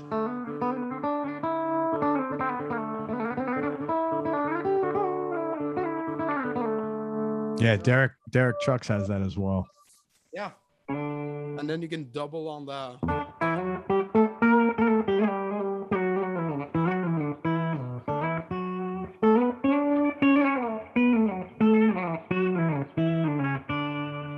You're not playing are you playing octaves there? Yeah. Yeah, it sounded great, man. Holy shit. That in the bottom. And also what I've been experimenting lately is trying to make the slide guitar sound more like a sitar.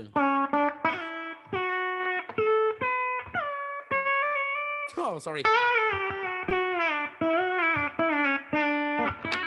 Like a sitar. Yeah. That's cool, man. Knut, like I mentioned, the greatest Norwegian guitar player, he taught me how if you mute the strings with your palm, you can get this. Oh, it's really like a sitar. Yeah. That's just with palm muting? You're not doing anything with the volume? Just a palm. Wow. And for my final trick, I just figured this out a couple of months ago. If you do like this, you put a scarf on it. Yeah. It sounds like banjo. That's hilarious, man. I've never seen that. Never ever seen that.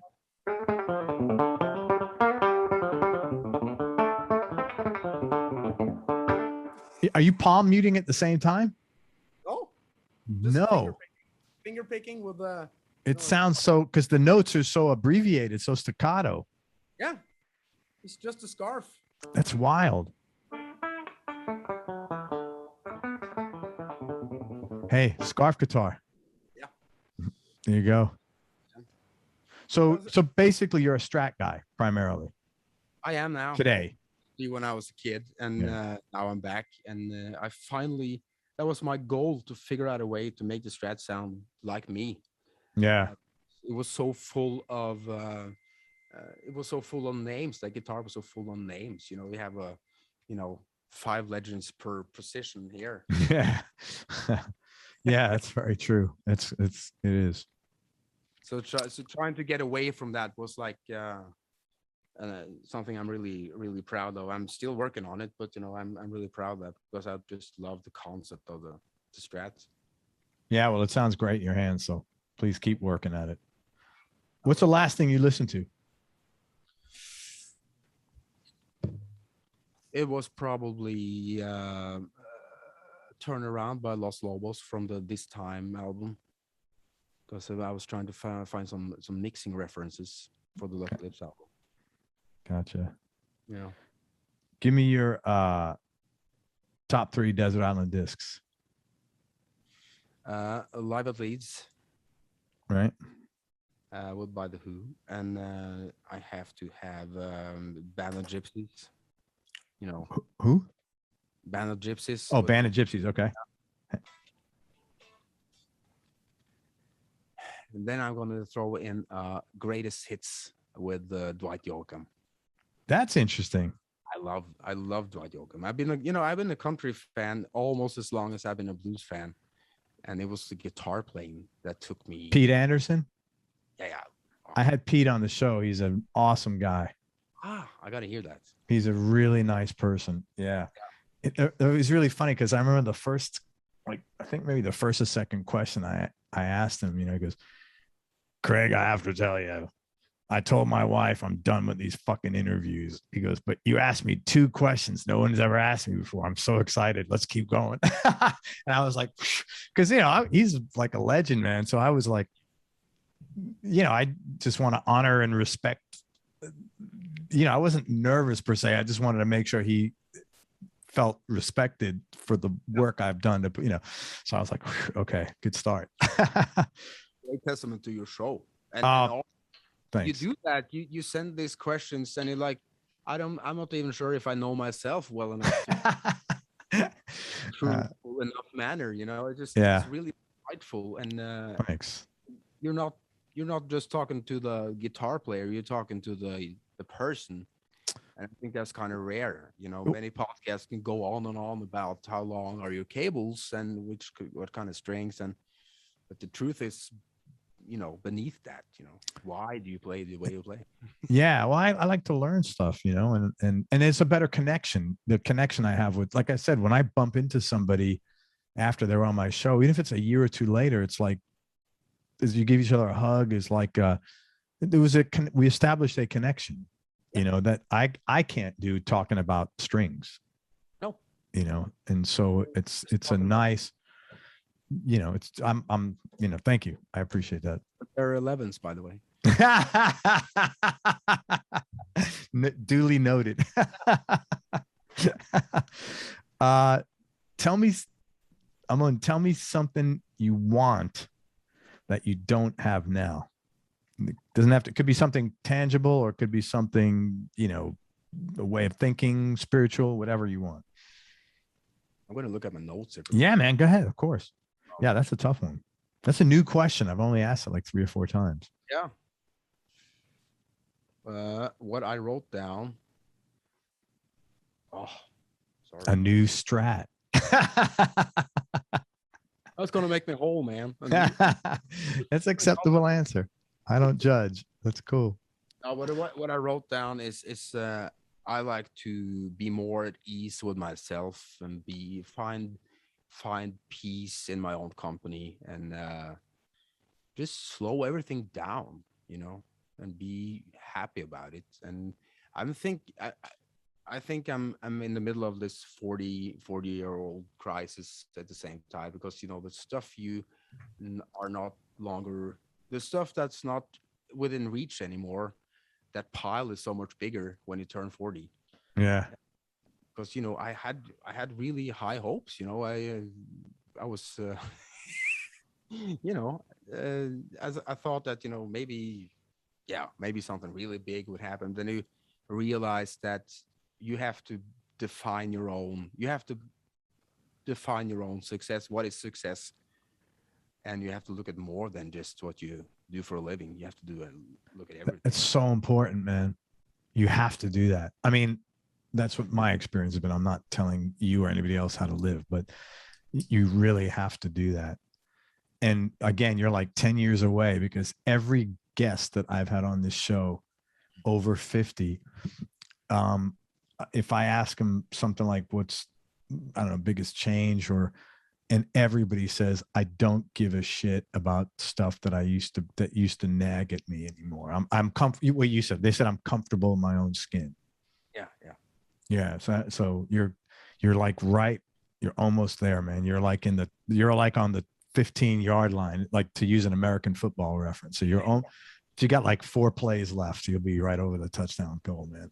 That's good to hear, you know, because I like myself, you know, it's just, I have to stop worrying about, am I making enough money? Am I being, you know, am I writing enough songs, or is it good enough? It's all that good enough list. Yeah. I think we have to ditch that list, you know, because we are good enough. That this is okay, you know. Yeah, this is okay. And, you know, I know it sounds corny, but I can't. And listen, I'm a capitalist. I think it's great to earn money, and money gives you options. But I cannot tell you, and most of the people I've met that are super successful financially are awesome people. But I have met so many. That's not true.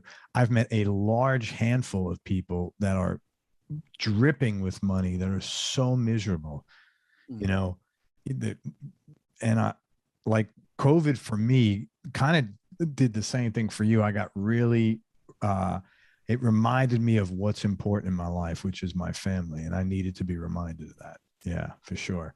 Because that's, you know, yeah, it is. It really is. And my kids are older now. And, you know, I want to make sure however many, it was creepy. I read this article like 2 years ago. It was about probably a kid wrote it who's like 35 and he just left his house and he didn't live in his neighborhood.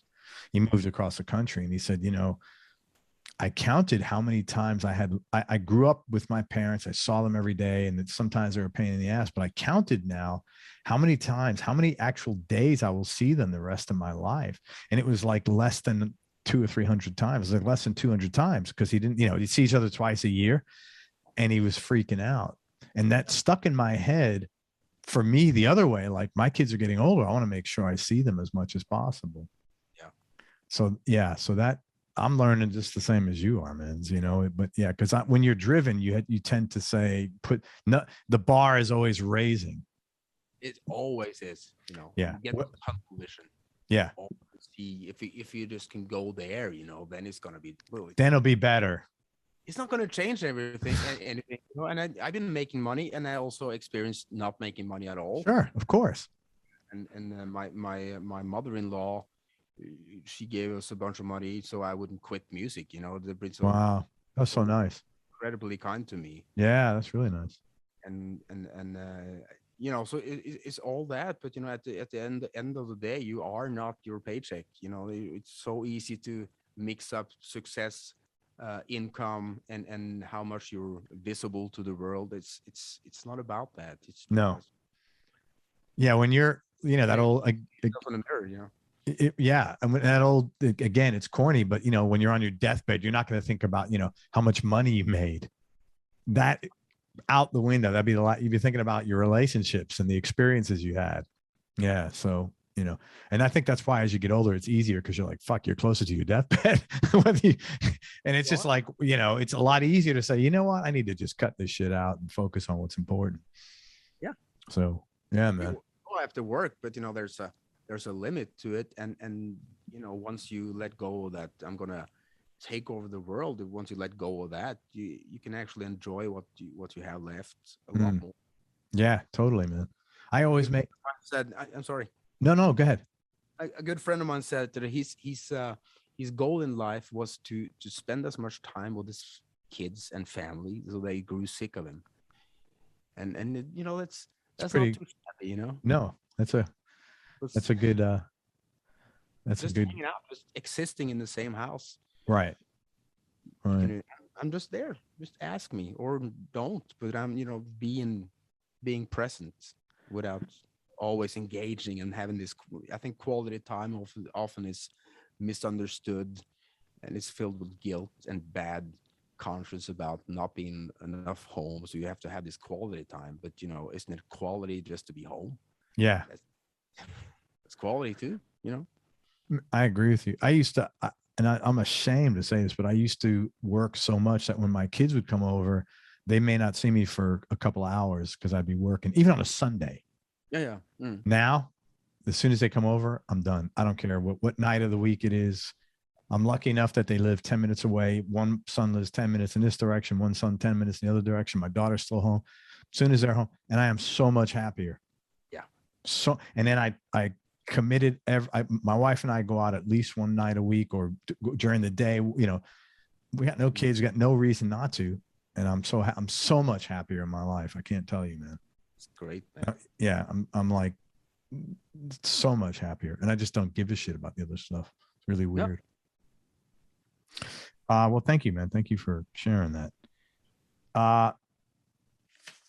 What do you like most about yourself? I think it's probably my guitar playing, because that's the one thing I do that gives me the most joy. The thing I can do with my body, that gives me the most satisfaction. You know, hearing how the notes are shaped. Mm-hmm. I love that. What would your wife say she likes most about you? all the other stuff. She's not into music. Well, she's very passionate about music, but you know, it's so emotional to her. So she like had to pace herself. But she's not a big fan of the guitar as a concept. Sure. She's more into drums. Yeah, that's so funny. But you know what, man? Let me tell you something. My wife and I are zero music compatibility. In fact, when we get in the car, or if we're just hanging out back, and I bring out the Bluetooth speaker, right away she goes, "Look, don't put any of that shit on that you listen to."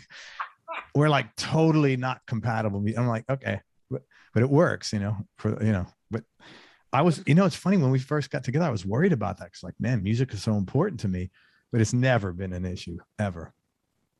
And but that's so interesting because, she sees how much it means to me. And, she's been working her ass off with the kids and everything, so I could be that much away, which I'm changing now. Yeah. Obviously. But she just sees that it means so much to me, and she just likes, she really wants me to have that. Yeah. She's buying me guitars and wishing me have a good gig, and all that. But when we're together, it's all the other stuff, and that's when I knew that I had the right one, because she likes me as a person. I didn't even know who I was as a person. Yeah. Up until a few years ago, not many years. Hey, that's awesome. That's great. Yeah. I think we lucked out. We did. Yeah. Tell me best childhood memory. Hanging out with my grandfather and my brother. Why was that? Woodworking, old stories. Took us to his friends, and they were talking about old stories from moose or elk hunting. Oh wow! I grew up really close to the older generation. So I think I was older then than I am now. Kind of. Sure. You're like an old soul.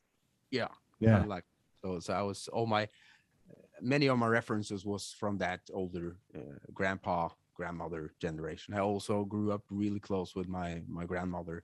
She lived at the farm, so I came to her after school every day. Oh, that's cool. Yeah. So it's stuff like that, uncomplicated things, and just love and love and love in. It's awesome, man. Yeah. Something or someone you miss from your childhood? That would be my grandfather too. Is that on your mom's side or your dad's side? That's I never met my father's father. So 2 years before I was born. So that's my mother's father. Yeah. Happiest time in your life? Oh, here I wrote down some really good stuff. Good. Let's go, man. Well, let's see that. Let's see. Happiest times.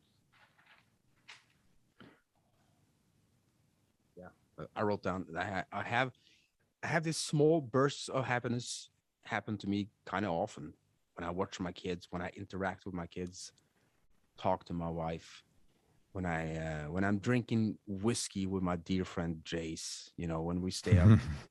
He came over and he stayed up at the terrace all night, just laughing so hard. We were laughing as we, just these moments when time seems to be standing still, and lots of laughter and just, stuff like that. Very cool. Practical jokes. My wife is like she like loves to prank me. Scares me, I'm easily scared, so she scares me and films it. She could be an influencer on Instagram, man. Do you see that? Do you see these people on Instagram that like scare the shit out of their girlfriends or boyfriends? Yeah. Oh my God. Yeah, that's pretty weird. I couldn't do that though, like have the camera on all day, man. That's just would annoy the crap out of me. Yeah. Yeah, it's not my thing. You get used to it maybe, but why? I just, yeah. I'd be worried. I'm just not interested. That's cool. Who's had the biggest influence on you musically and also personally? Now we're getting into the tough stuff. This is I think it's mixed between my brother, the bass player in the Grand, Pierre. Hmm. He was a big influence. Obviously my wife, personally, Hmm. and also Kim Bergstedt, Jace, both musically and personally with Jace, because we talk about everything. And I've been lucky, there's been very many people having my back over the years. And I probably forgot to mention them now. I'm sorry about that, but I've been really fortunate to be surrounded by really a lot of good people that wish me the best. And yeah, very fortunate. Has your life been different than what you imagined? Actually, no. Yeah, I figured you're gonna say that. Yeah, this was what I dreamt about since I was 7 or 8, definitely 10. Just closing my eyes, playing guitars for maybe 8 hours a day, thinking about how I'm going to approach this on stage when I just get my shot to do it. It's funny when I ask that question. I don't ask it often, but everybody I ask it, the answer is always yes. Mhm. And I think there's I think visualizing in some way what having that strong of a sense, I think that contributes to your success in whatever you're doing. Mm. Yeah. You decided as a kid, this is what I'm going to be doing. And I'm so proud. It sounds childish, but I'm still really proud when because I live in a street where nobody's a musician. They work other jobs. I'm still so proud when I pull up, take my guitar and the gig bag out. Cowboy boots, and it's just I have this my whole little own world. I'm so proud of it. Yeah, good. I You actually should. am. You worked hard. I'm a guitar player. I'm so proud of that. That's awesome, man. You should Yeah. be. It's not an easy thing to accomplish, let alone to do it for 30 years. Yeah. You have any other hobbies outside of music? As I mentioned, I'm really heavily into farming. I'm quite good with a chainsaw, so I can do that sometimes. Dude, I Cook just with bought a chainsaw. You did? What kind? Just like an Ego Power. It's just a regular I can't wait. I was looking around and saw shit yesterday Oh, because I don't do a lot of that I just trim the shrubs, but sometimes there's like a tree branch and I wind up getting the thing out and have to do it manually. And I said, shit, I'm just going to get a little chainsaw. And now they're really cool. All my equipment uses this electric uses the same battery. So it's easy. Yeah. yeah. They're a smart company. You bought And the I was same like, series. huh? You bought the same series. You have one Yeah. battery. Yeah. It's what's the same company. They have, the same battery. And I'm like, I was just looking for shit. I was talking to my son. I'm like, did you think I should just saw the fence? And he's like, no. I just want to saw something. I have to go. I'm like going through the manual, but I'm really excited about Yeah. But you should sawing. buy a decent pair of protective pants. What And goggles too, right? Do I need to get like, yeah, well, can I just wear sunglasses or should I get some? you can wear your sunglasses. Okay. It's not too bad. And just be aware of, if you put the sword in with the tip first, it can throw back at you. Yeah. I'm just reading about that throwback stuff now. Yeah. and they have I'm just reading about, I'm think I'm going to watch some YouTube videos about that just so I understand that a little better. I got a couple of videos when Dude, you owe me a bunch of videos after this whole conversation, man. I would definitely watch those. I promise you. Cause I don't want to I don't want to be like in the hospital for something stupid, like, sawing my fucking leg open or something. That would not be good. You see all these people, running around in their short pants with a big ass chainsaw. It's just really dangerous. Oh, it is. It's only like 16 inches. It's not massive. Yeah, but still, because of the way the chain is built, somebody told me this, that it's not creating a clean cut. It's creating a wound that's kind of opens up like a zipper. Oh, so buy those pants, man. So wear long pants. Okay. Yeah. Oh, shit. All right. Farming. What else? Chainsaw shit. Yeah. Not much in that. Riding around on my moped, my little scooter. That's I like funny. engines, I like welding and I like stuff like that, but I don't get to do it as much as I as I used to, because there's just not enough time. But I like stuff like that. Yeah, that's cool. Going to a John Deere dealership, just trying to see, how's this, That's the, wild. I guess if you grew up in a farm, you have to do that. It's like going to a music store. yeah, same thing. Totally get that. Yeah. I take pictures of the tractors. I send to my brother, and he's like, yeah, man, this is 8R, like the biggest series that John Deere has before it's turned into tracks. Dude, if I come visit you in Norway, you got to let me get on a tractor and get a picture of it. Anytime. That would be really cool. I'll make a promise. Because I'm from the Bronx, I've never seen. There's no tractors where I grew up. Have any tractors there? What? Only when they're bulldozing a building down. Everything, man. We had a big mixer put in. We used the tractor. We had a grand piano. We used the tractor. We used the tractor for everything. Yeah, I could see it being handy. Oh, very, very handy. You've been all over the world, man. What's your favorite place you've traveled? I think it was we went to Mexico on a holiday with the family.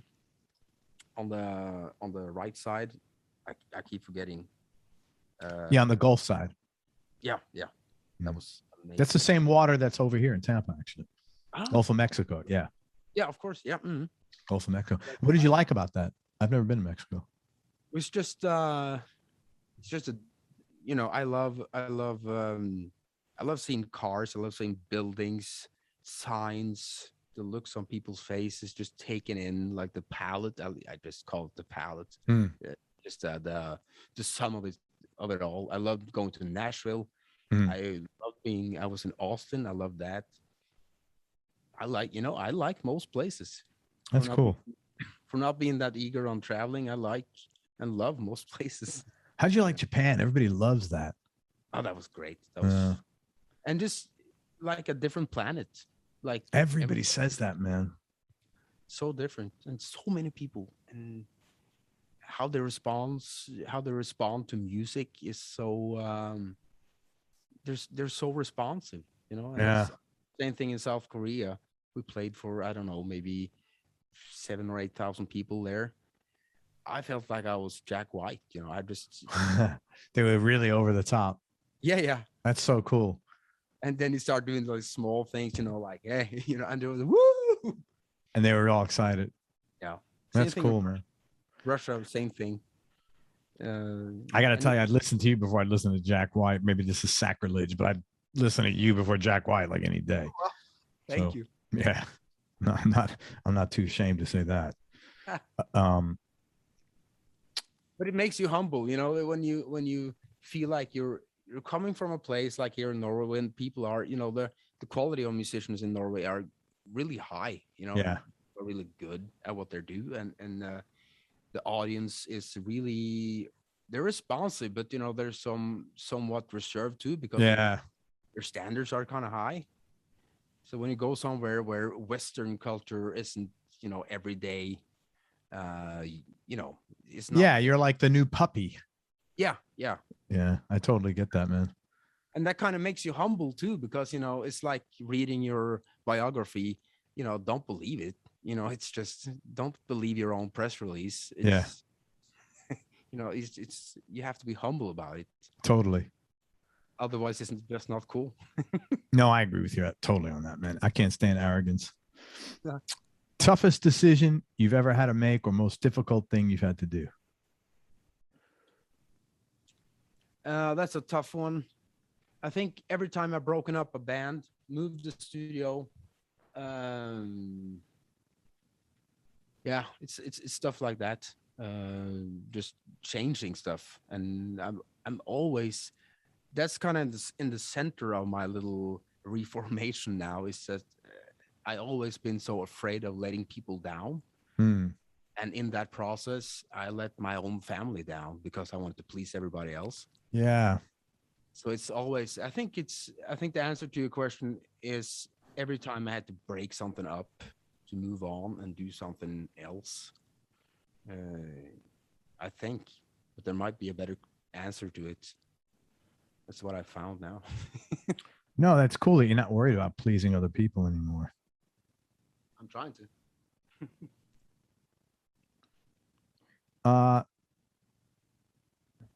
Just a couple more. Yeah. Most important lesson you have learned in life.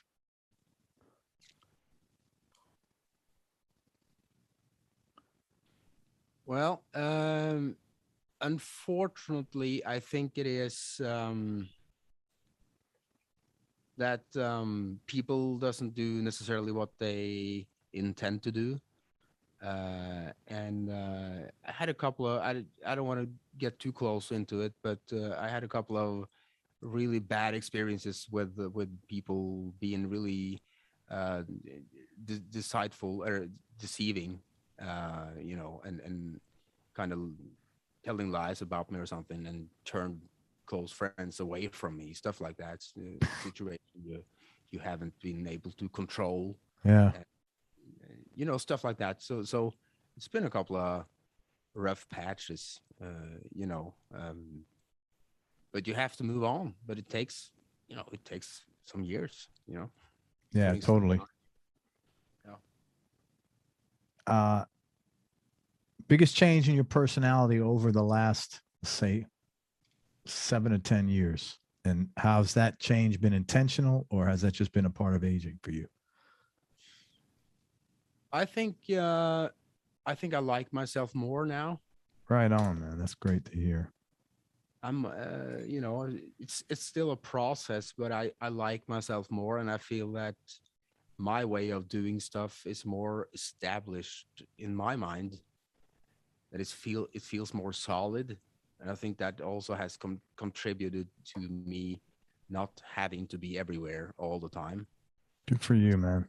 Feel like I have something that's not going to go away overnight, because I worked on this and it's my own little world.